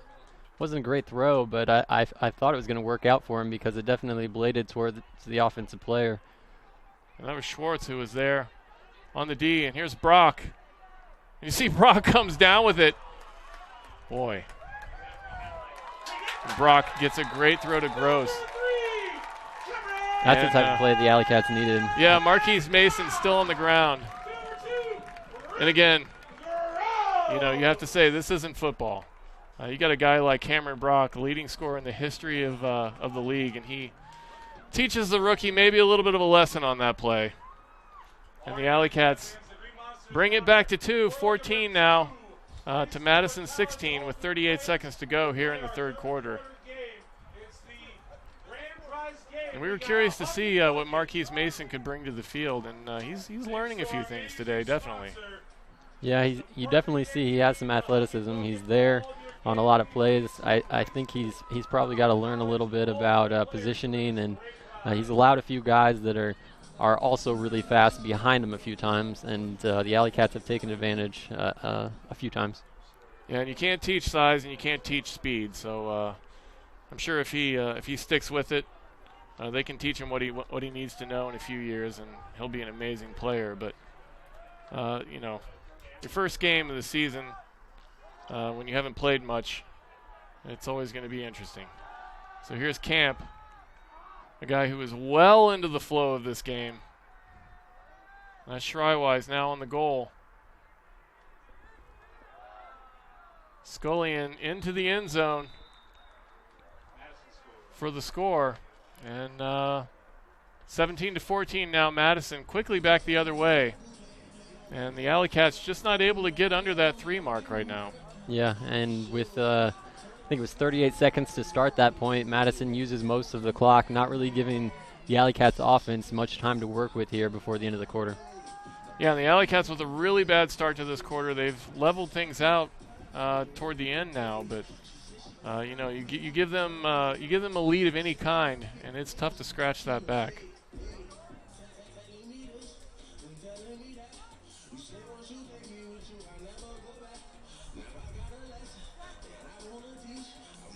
So it seems as though the wind has settled down a little bit now. Still a beautiful evening today, mid-60s, I believe.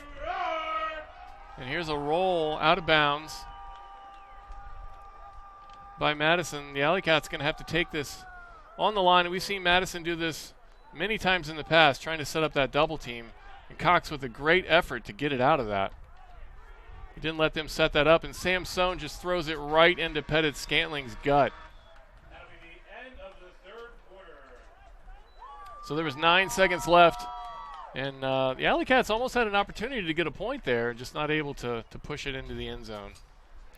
Yeah, I'm sure the roller out of bounds was probably a strategy that Madison was trying to utilize to set them up with a double team on the sideline, Yep. and then hopefully not allow them to get the big throw off. But AlleyCats got out of it and had an opportunity, just Yep. couldn't finish. Yeah, they did a nice job to work against that strategy, but just not able to get a point. We're going to take a quick break now. You're watching the Madison Radicals versus the Indianapolis AlleyCats on UniversePointProductions.com.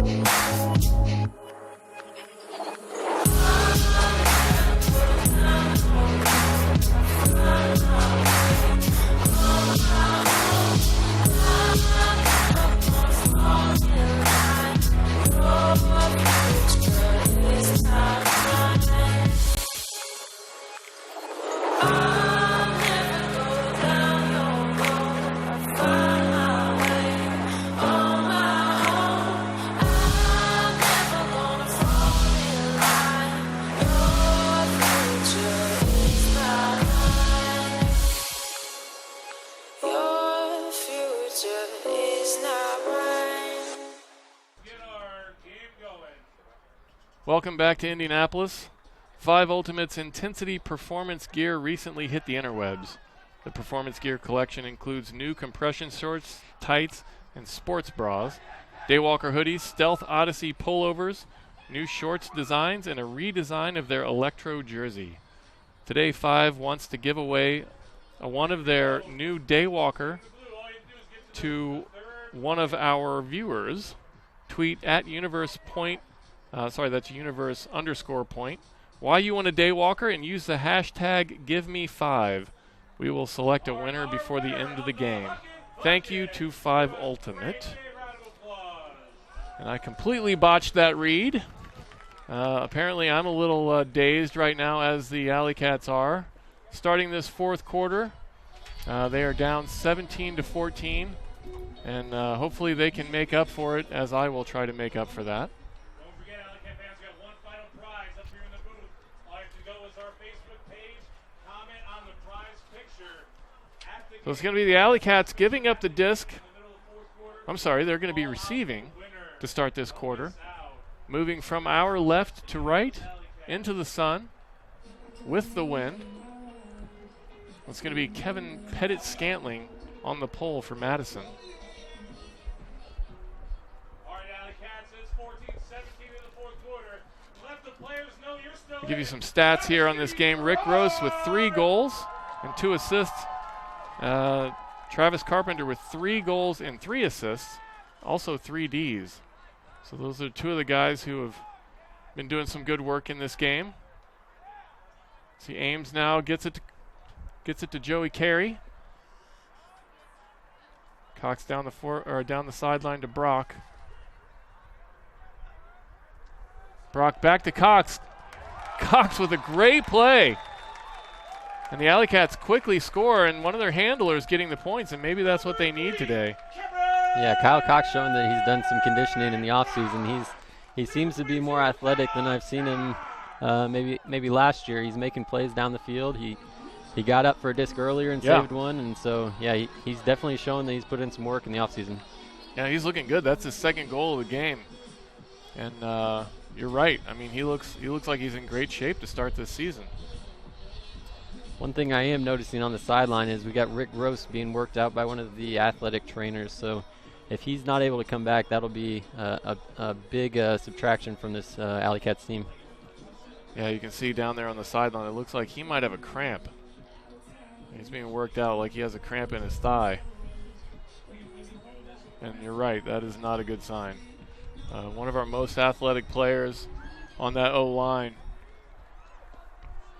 The guy who's really come on strong for this team in the past 2 seasons. Madison going to try and come back now, push that lead back to 3. There's Jacobs with the layout, unable to get that D though. Now Camp, number 32 for Madison, gets it back to Brown.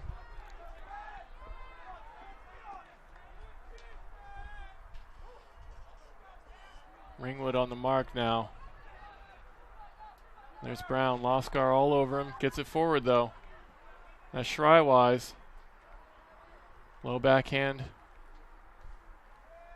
Brown now with it, back to Shrywise.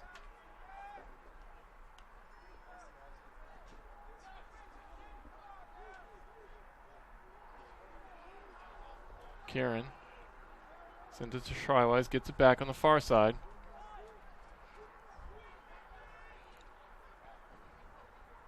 There's Camp looking to make something happen. Madison very patiently pushing this down the field. And that's a low one. He comes up with that. I thought that was going to be on the ground. Shrywise with a nice sliding catch.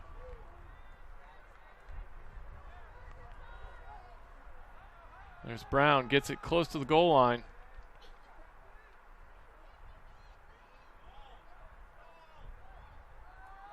And that's just a great backhand throw, slicing around.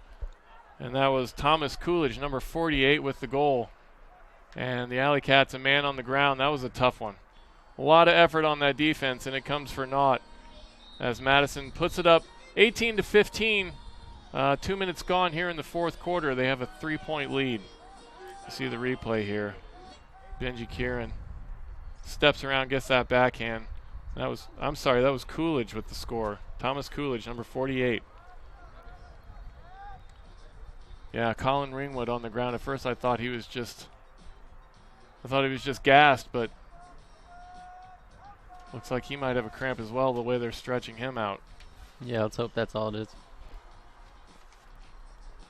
Yeah, the AlleyCats came out with a few aggressive bids at the beginning of that, showing that they had some intensity on that point. They were really hyped up to get a break there, but then Madison just took their time. They're in no rush when they have this this kind of 3-goal margin. They're happy to just kind of coast, and they're not looking to have quick scores. They can take all the time they want. So if they can minimize the number of possessions, they're going to have the best chance of winning. Yeah, that's right, and that's why it's so difficult to come back on them in the fourth quarter when they have a lead. They're just so experienced with that disc and in those situations.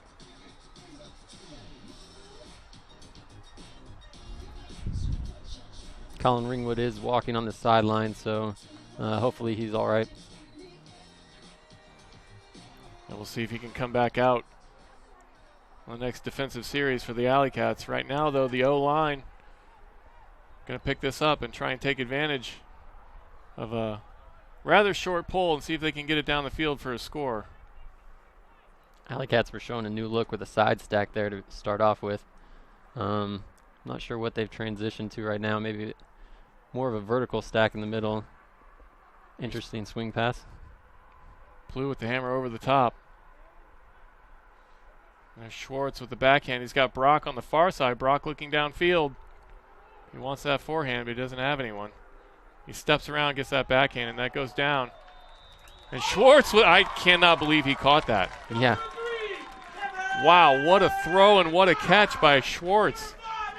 That was Cameron Brock with the assist. As soon as I saw Cameron with it on that sideline, I know he loves his around backhand into the end zone there, so he was just waiting for somebody to cut there. It was a little lower than he was expecting, but Schwartz makes a great play to grab that. Even on the replay there, you couldn't really see. It was behind the defender. It looked like it came right off the top of his shoestrings. Yep. And I can't believe he picked that up without having to dive for it. That was an excellent play. From both players, the AlleyCats cut that back to 2. And Cam Brock, I believe that's his 3rd assist of the game to 1 goal. We have not seen him score in this half. And Keenan Plew also with only 1 goal today, I believe, and 1 assist. So both of those guys have struggled a little bit today, and that's kind of typical for them against this Madison team. They have a great defense, and they really focus on those guys. Yeah, and Madison makes all 7 guys work for it. If you've got a liability, they're going to expose that. But, yeah, I'm sure Cameron and Keenan will have plenty of opportunities to make some more plays today. This is Coolidge. Gets it to Camp. Camp forehand downfield. He's got a man. And and that is in. Wow, that was an excellent run for that. I believe that was Jaden Scullion with that. And I really thought that the AlleyCats player was going to be able to catch up with that. And he just put it down the field and he got under it.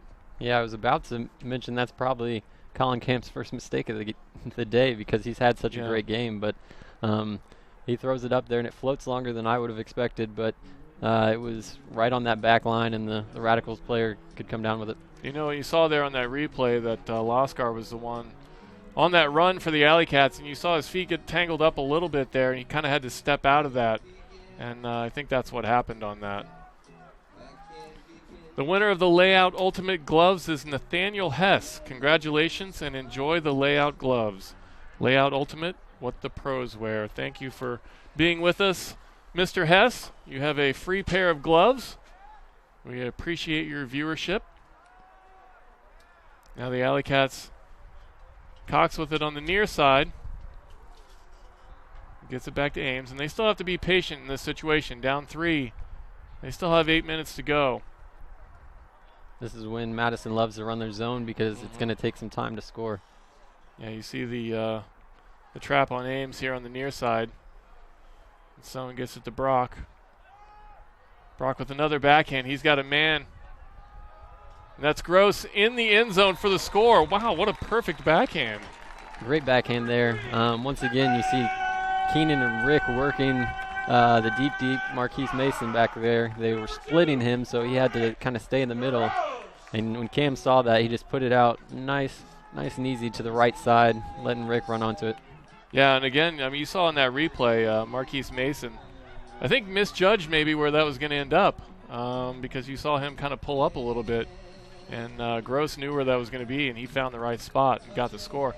Gross, a guy who we saw here on the table at the end of the third quarter being stretched out. It's good to see him back on the field. Yeah, great to see him. He must be feeling all right. He probably feels a lot better after that goal. He actually milked it there at the end because there was no defender in sight. He made sure he knew he was in the goal so that there was no chance for a turnover after his catch. So 4 goals today for Rick Gross, also with 2 assists. And the AlleyCats put that down on the ground. Probably a new strategy trying to trap on the sideline, I would assume. And they get that about midfield, which is about where you want it. See if they can get a trap here with Levi Jacobs and Dana Granholm. Sorry. And there it is. That's exactly what you want. Yeah, I really like that strategy. It's going to force Madison to either turn over the disc or score quickly. If you pull it deep, then they're going to be able to take their time and use up a lot of the clock. So this is, all right, if they're going to score, then at least have it happen quickly. And that was John Jones on that cover. Didn't really need to do much as it was thrown deep. And now the AlleyCats with a break opportunity. There's Jacobs, gets it ahead. And that is Heath Kalaba. He's on the far side. He's got to get out of this, and he does. And Granholm catches that one. He's got it. The AlleyCats, you got to wonder if they want a timeout in this situation, see if they can get their O-line back on the field. But once again, it looks like they're not going to do that. Oh, my gosh. Loskar gets one of those a game, I swear, every game. He gets it back to Carpenter. There's Jacobs in the end zone. Beautiful throw, leading him to the back of the end zone from Nick Hutton. Levi Jacobs with the score.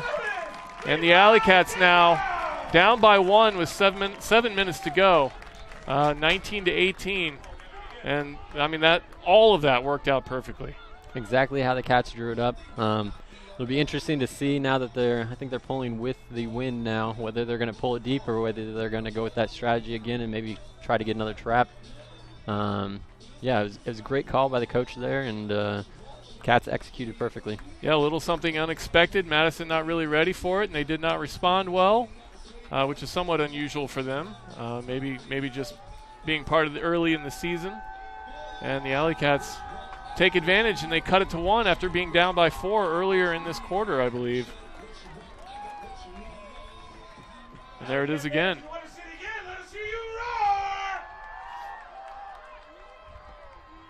Rolled down on the ground, goes out of bounds, and the AlleyCats going to set up a trap now. I believe that's Casper Zicki and number 24, Winger.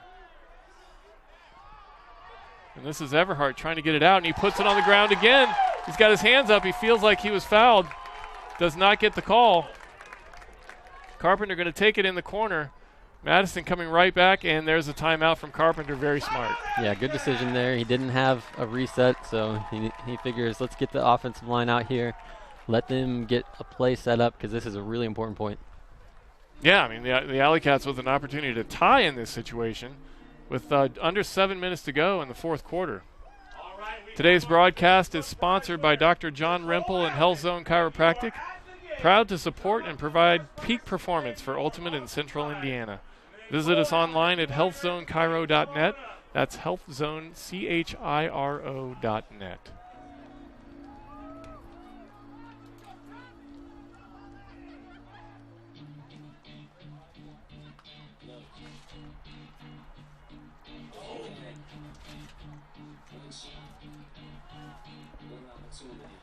So you really have to wonder what Madison's going to do in this situation. I would assume they're going to come out now with the disc on the sideline and try and trap. Yeah, I would not be surprised. I see some of their Andrew Mechanic is usually one of their big marks that they put right on the disc. I'd expect, a double team right away, and maybe even a zone, even though it's a short field. Although, as I say that, does not look like they are doubling. And once again, we're wrong. But it does look like they may be playing a little bit of a zone. This is going to be Cox on the sideline with the disc. He's got Ames just to his left. Joey Carey. And they bring in the double team. There it is. Yep, they tricked us. Cox does a nice job to get it back to Ames, and he swings it quickly to Carey. And a little bit of a low throw, but Ames comes up with it. Now the AlleyCats trying to be patient in this situation. They can tie this. No need to rush. That's Carpenter on the far side. And Carpenter with a sharp forehand into the end zone. It sails through, hits the goal post, who unfortunately is not playing for the AlleyCats. And that is a turnover. So now I think we're going to see maybe a timeout from Madison. And you see Travis, he's squatting down on the far side of the field. He's not too happy with that throw, I believe. Yeah, he was excited to see Cameron in the end zone, and it's hard to pass that up. Yep. When you got somebody who's got the athleticism of Cameron Brock, you want to throw it to him every single time, but in that position, it was probably best to just be patient and work it in. DiscScore.com is a proud supporter and sponsor of this broadcast. Pick up your next disc from DiscStore.com. DiscStore.com provides the best prices on team jerseys guaranteed. Ask about the AUDL discount at DiscStore.com. Madison going to bring on their O-line, try and push this lead back up to 2. And this is a critical defensive point for the AlleyCats. A break here would be huge. Obviously not just for the score and for the team, but also for the confidence of this D-line. Yeah, 6 minutes left. You're getting into that area where every single point is really important. If you start getting down by 2 or 3 or anything like that, you don't have enough time to come back. Yeah, I just feel like there's been a different sense from this D-line today. They have a different feel than they've had in the past. John Winger maybe brings a little bit of that. He's got great size out there. A new player on this team, and he's right onto the D-line. A healthy John Jones, which we didn't see much last year. And he's a guy with incredible speed and athleticism. So we'll see what they can do now with Lascar on Brown. This is number 21, Dave Wiseman. He gets it up to Coolidge. And of course, there's Camp in the middle of the field where he's been all day. And we have a whistle downfield. Looks like it was probably a pick call is what I'm assuming. The Radicals handler just kind of rubbed off the back of where Colin Camp was, and when you do that, you don't allow the defender to go there, and it's a pick. Yep, and we saw Kasper Zicki try and take advantage of that and knock that away from Camp. Unable to do so, but there's a penalty, and I think we're going to have another timeout. That was the Radicals' last timeout of the game. 5:20 to go still here in the fourth quarter, and we've seen a flurry of timeouts as these teams try and set what they want to do in this situation. The AlleyCats still only down by 1, and this is obviously a huge point. Huge point. I think Madison was a little upset with that last call, and so they called a timeout to maybe discuss it with the officials. Yeah, they're not very happy about it at all, but they still have the disc, so they can't be that mad. Just a 10-yard penalty. They're in a good position right now.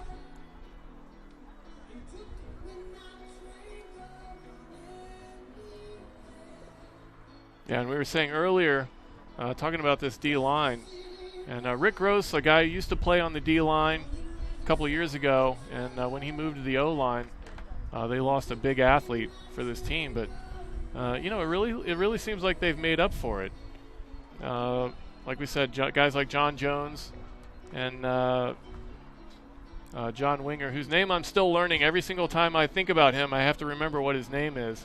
That will change as the season goes on, obviously, but they've looked really good today, and hopefully I'm not cursing them. I'm knocking on wood right now.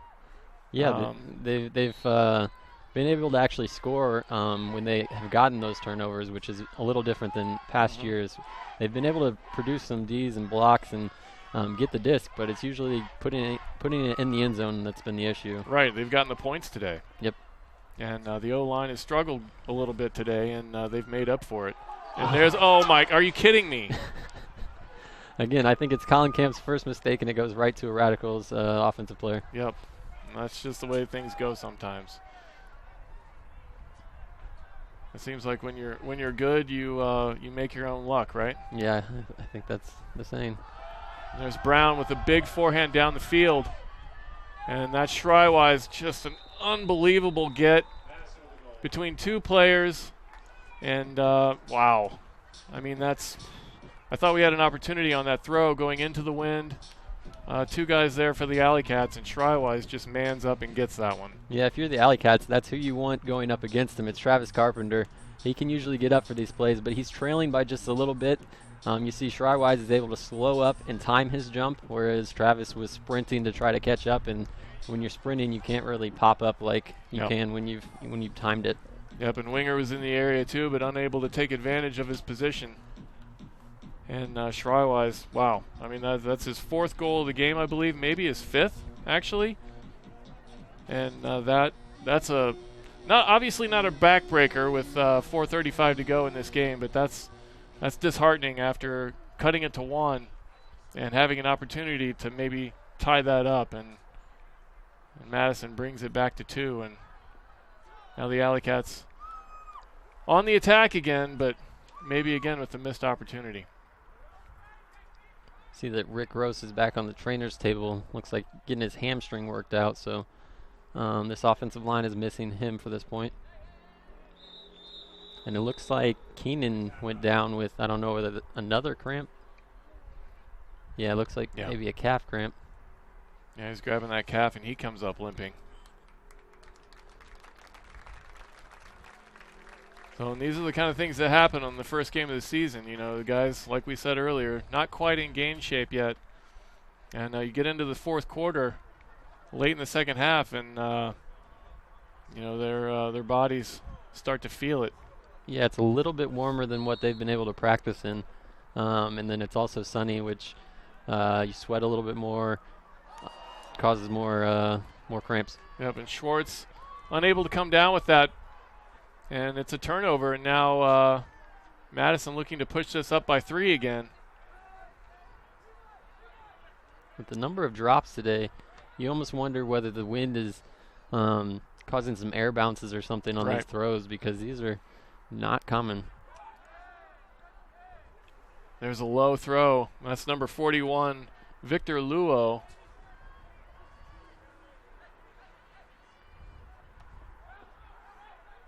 Pruitt gets it to Pettit Scanling, and Scanling into the end zone for the score. And I think that was Daniel Rowan for the Madison Radicals with the goal, his first goal of the game, I believe. And just like that, Madison up by 3, 21-18, 3:26 to go in the 4th quarter, and all of a sudden, AlleyCats with a mountain to climb. Yeah, that's when you have that opportunity on offense and you're looking to bring it within 1 and then a quick turnover and they score, it's now 3. That's a big 2-point swing there. Again, just disheartening for this AlleyCats team. Yep. And really in this game, you look back to that second quarter where there were so many opportunities missed by the AlleyCats, and that quarter it just seemed like there were a lot of mistakes, and then they came out flat at the beginning of the second half. And other than those two periods, they have played great, really. Yeah, they're right with them. Just a matter of playing a complete game. Yep, and they still find themselves behind. And this is Jacobs. He's got a man. There's Brock sprinting for the end zone. He's got 2 guys trying to catch up with him, and they do. And that's number 9, I believe, Joshua Wilson with the D. And Brock unable to get back on that. So now Madison takes it at the line. There's a forehand down the field, and it's in the air, and wow. Just an amazing play. Meineke in the end zone for the score, and Madison up by 4 now, 22-18. And wow. That was a great catch at midfield. Yeah. And then he caught that and put it right down the field into the end zone for the score. Yeah, Andrew Mechanix, who we talked about in the opener, a great rangy athlete who can get up, and he timed that perfectly and then threw it out to space for his teammates. Yeah, that was Mechanix, who I said earlier that we haven't called his name much today, but boy, when it comes down to crunch time, there he is. That was his 2nd assist of the game, I believe.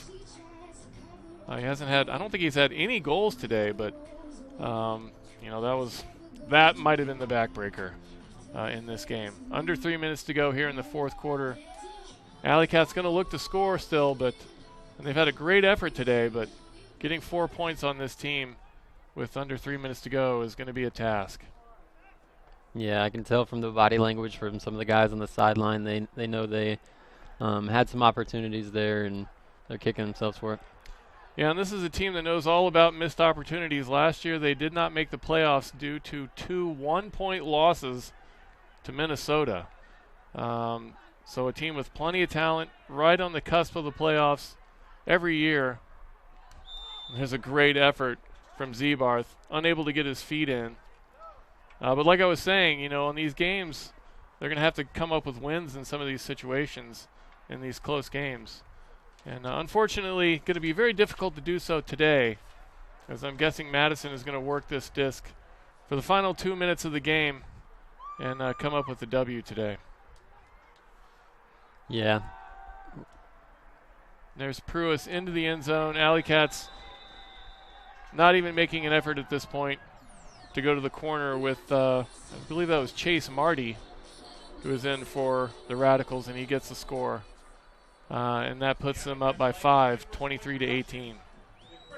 Yeah, it seems like just a few minutes ago it was 18-19. The AlleyCats were looking to possibly tie it.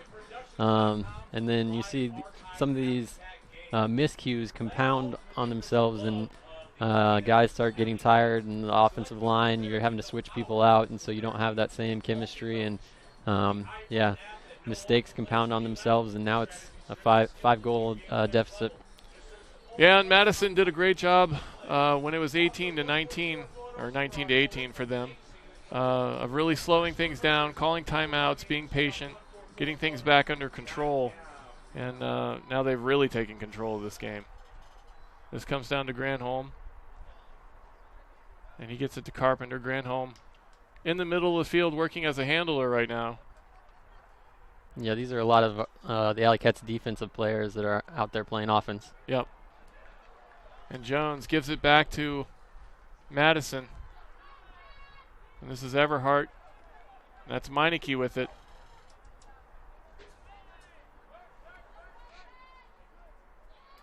Double teamed by the AlleyCats. Gets it back to Everhart. And Everhart floats one. The AlleyCats with an opportunity. Granholm. He wanted that big backhand, but Jones wasn't open. Carpenter to Hutton. Now Jones is open. And he goes up and gets it for the score. Number 85, John Jones for the AlleyCats, gets his first goal of the season. Number 85, John Jones. So now the AlleyCats down by 4. Minute to go in this game, 23-19. And at this point, trying to keep it respectable. Yeah, playing for pride right now. The Radicals, I'm sure, will probably take this whole minute. If they don't have a good opportunity, they're going to be content with working the clock. The winner of the 5 Ultimate Daywalker is Nick Robinson. Congratulations and enjoy the sweet swag from 5 Ultimate. The women's team from Valpo, Indiana will be battling at halftime for your entertainment. 7:30. So a minute to go here in the game. AlleyCats going to be making the pull into the wind. And Madison undoubtedly just going to try and run this out.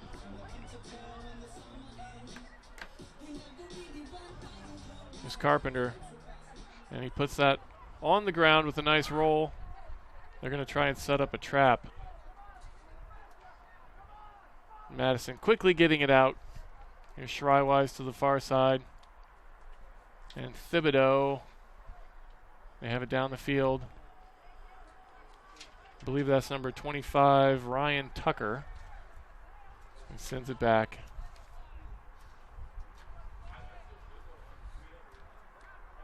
Again, no rush for them. Scullion back to Brown. Brown looking into the end zone. But I'm sure more concerned about running out the clock at this point. Here's Camp, who really you have to think is probably the MVP of this game. He's been all over the broadcast today.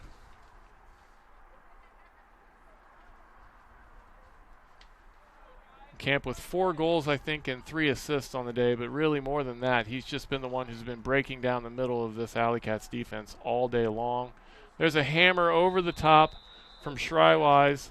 Gets it to the far side of the end zone for the score. 1 second to go. That's perfectly timed. 1 second to go, and Madison is going to win this 24-19 on the season opener and the home opener as well for the Indianapolis AlleyCats. And I'm going to get some quick thank yous in here real quick before the end of the game. Joining me as my color commentator today, Blake Vanderbush, Heath Shanahan, our producer for the day. Our camera guys up top have done an excellent job on the feeds, Eric Perrin and Brian Eicher. And once again, my son Nolan Phillips doing the stats, and I'm Bird Phillips. And, you really wanted the AlleyCats to have an opportunity to get a win here at the beginning of the season against this team. But this probably isn't going to be the biggest game for them. Their goal every year is to make the playoffs. And it's going to be some of the other more middling teams in the Midwest Division that they're really going to have to be up for. Yep. Most teams will lose to the Madison. That's what happens every year. Right. So this probably won't have a lot to do. Like, it could have helped them a lot with playoff implications, but they definitely still have the whole season ahead of them to make up for it. And they showed a little bit today. Again, they've been close with them in the past, so I don't know that it's a huge confidence boost, because it seems to be happening fairly often that they play really well against these good teams but just can't pull it out in the end. So they just got to get over that last hurdle. Yeah, and I think a lot of positives came out today. Like I said, I feel like their D-line really showed up and looked very improved so far this season. A lot of great efforts from a lot of guys on that D-line. I was impressed with Winger's effort as a new player on this team. He looked really good, and I'm sure he's going to look better as the season goes on. So, on a game like this, early in the season, you take what you can from it. Yep. They'll watch the film on this. Hopefully not listening to us, but they'll watch the film and try to take what they can from this and dissect what actually happened, where the mistakes occurred. Although a lot of them were just mental mistakes. Those drops in the end zone are more mental than physical, because you're right there. You just lose focus for that last second. So yeah, it's not really the thing that you can drill. It's just a matter of staying focused throughout the game and watching it all the way in. Yep, and so we'll give you some stats here to end this game. Rick Rose with 4 goals and 2 assists. Cameron Brock had 4 assists. Aaron Schwartz with 4 goals. Joey Carey with 3 assists. And Travis Carpenter with 3 assists and 3 goals and 3 Ds on the day. So filling the stat sheet as always from Travis. We're going to take a quick break. You're watching the Madison Radicals versus the Indianapolis AlleyCats on UniversePointProductions.com.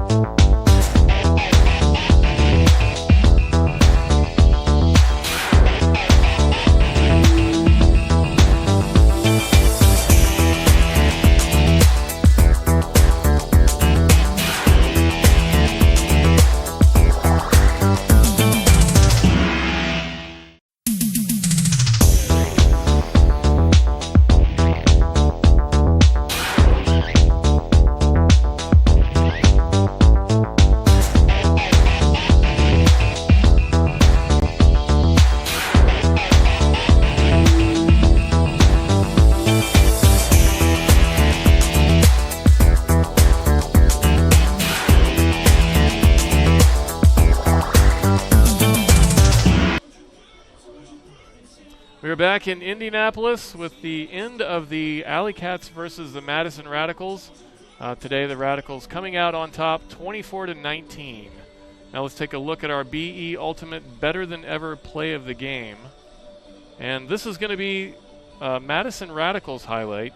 Number 11, Andrew Brown, to number 4, Pat Schreiwise. And this really was the play that kind of stopped the rally by the AlleyCats. You see him go up for that disc between 2 AlleyCats players, and that was a crushing goal from Madison.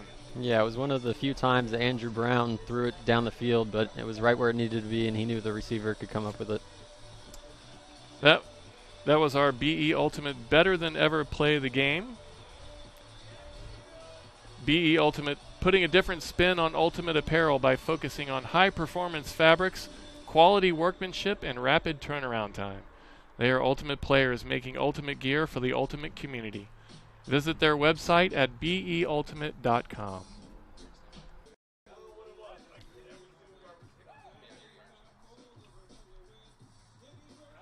We would like to take a moment to thank our sponsors. Today's broadcast is brought to you in part by Health Zone Chiropractic. Enter the zone of peak performance and all-around great health. 5 Ultimate, supporting Ultimate from end zone to dance floor. Disc Store, offering the best service and best price on Ultimate gear guaranteed. BE Ultimate, ultimate players making ultimate gear for the ultimate community. Layout Ultimate, the most durable ultimate gloves. Layout Ultimate, what the pros wear. Indiana Ultimate Foundation, supporting ultimate at all levels in the state of Indiana. And of course, the Indianapolis AlleyCats.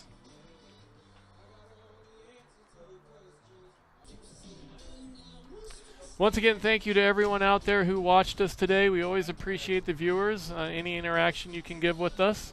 Our giveaways, we always appreciate you guys paying attention to those. Our next broadcast will be next Saturday, April 8th, as the Detroit Mechanix come to town. We have all the action right here on universepointproductions.com. And Blake, once again, thank you for joining me today. Not the result we wanted, but, a beautiful day for Ultimate and a lot of exciting plays today. Not a bad start to the season if you're a fan of the AUDL.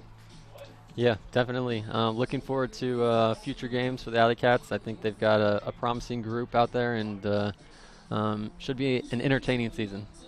This is Bird Phillips for our producer Heath Shanahan signing off today. And once again, join us next week, April 8th on Saturday, for the AlleyCats versus the Detroit Mechanix.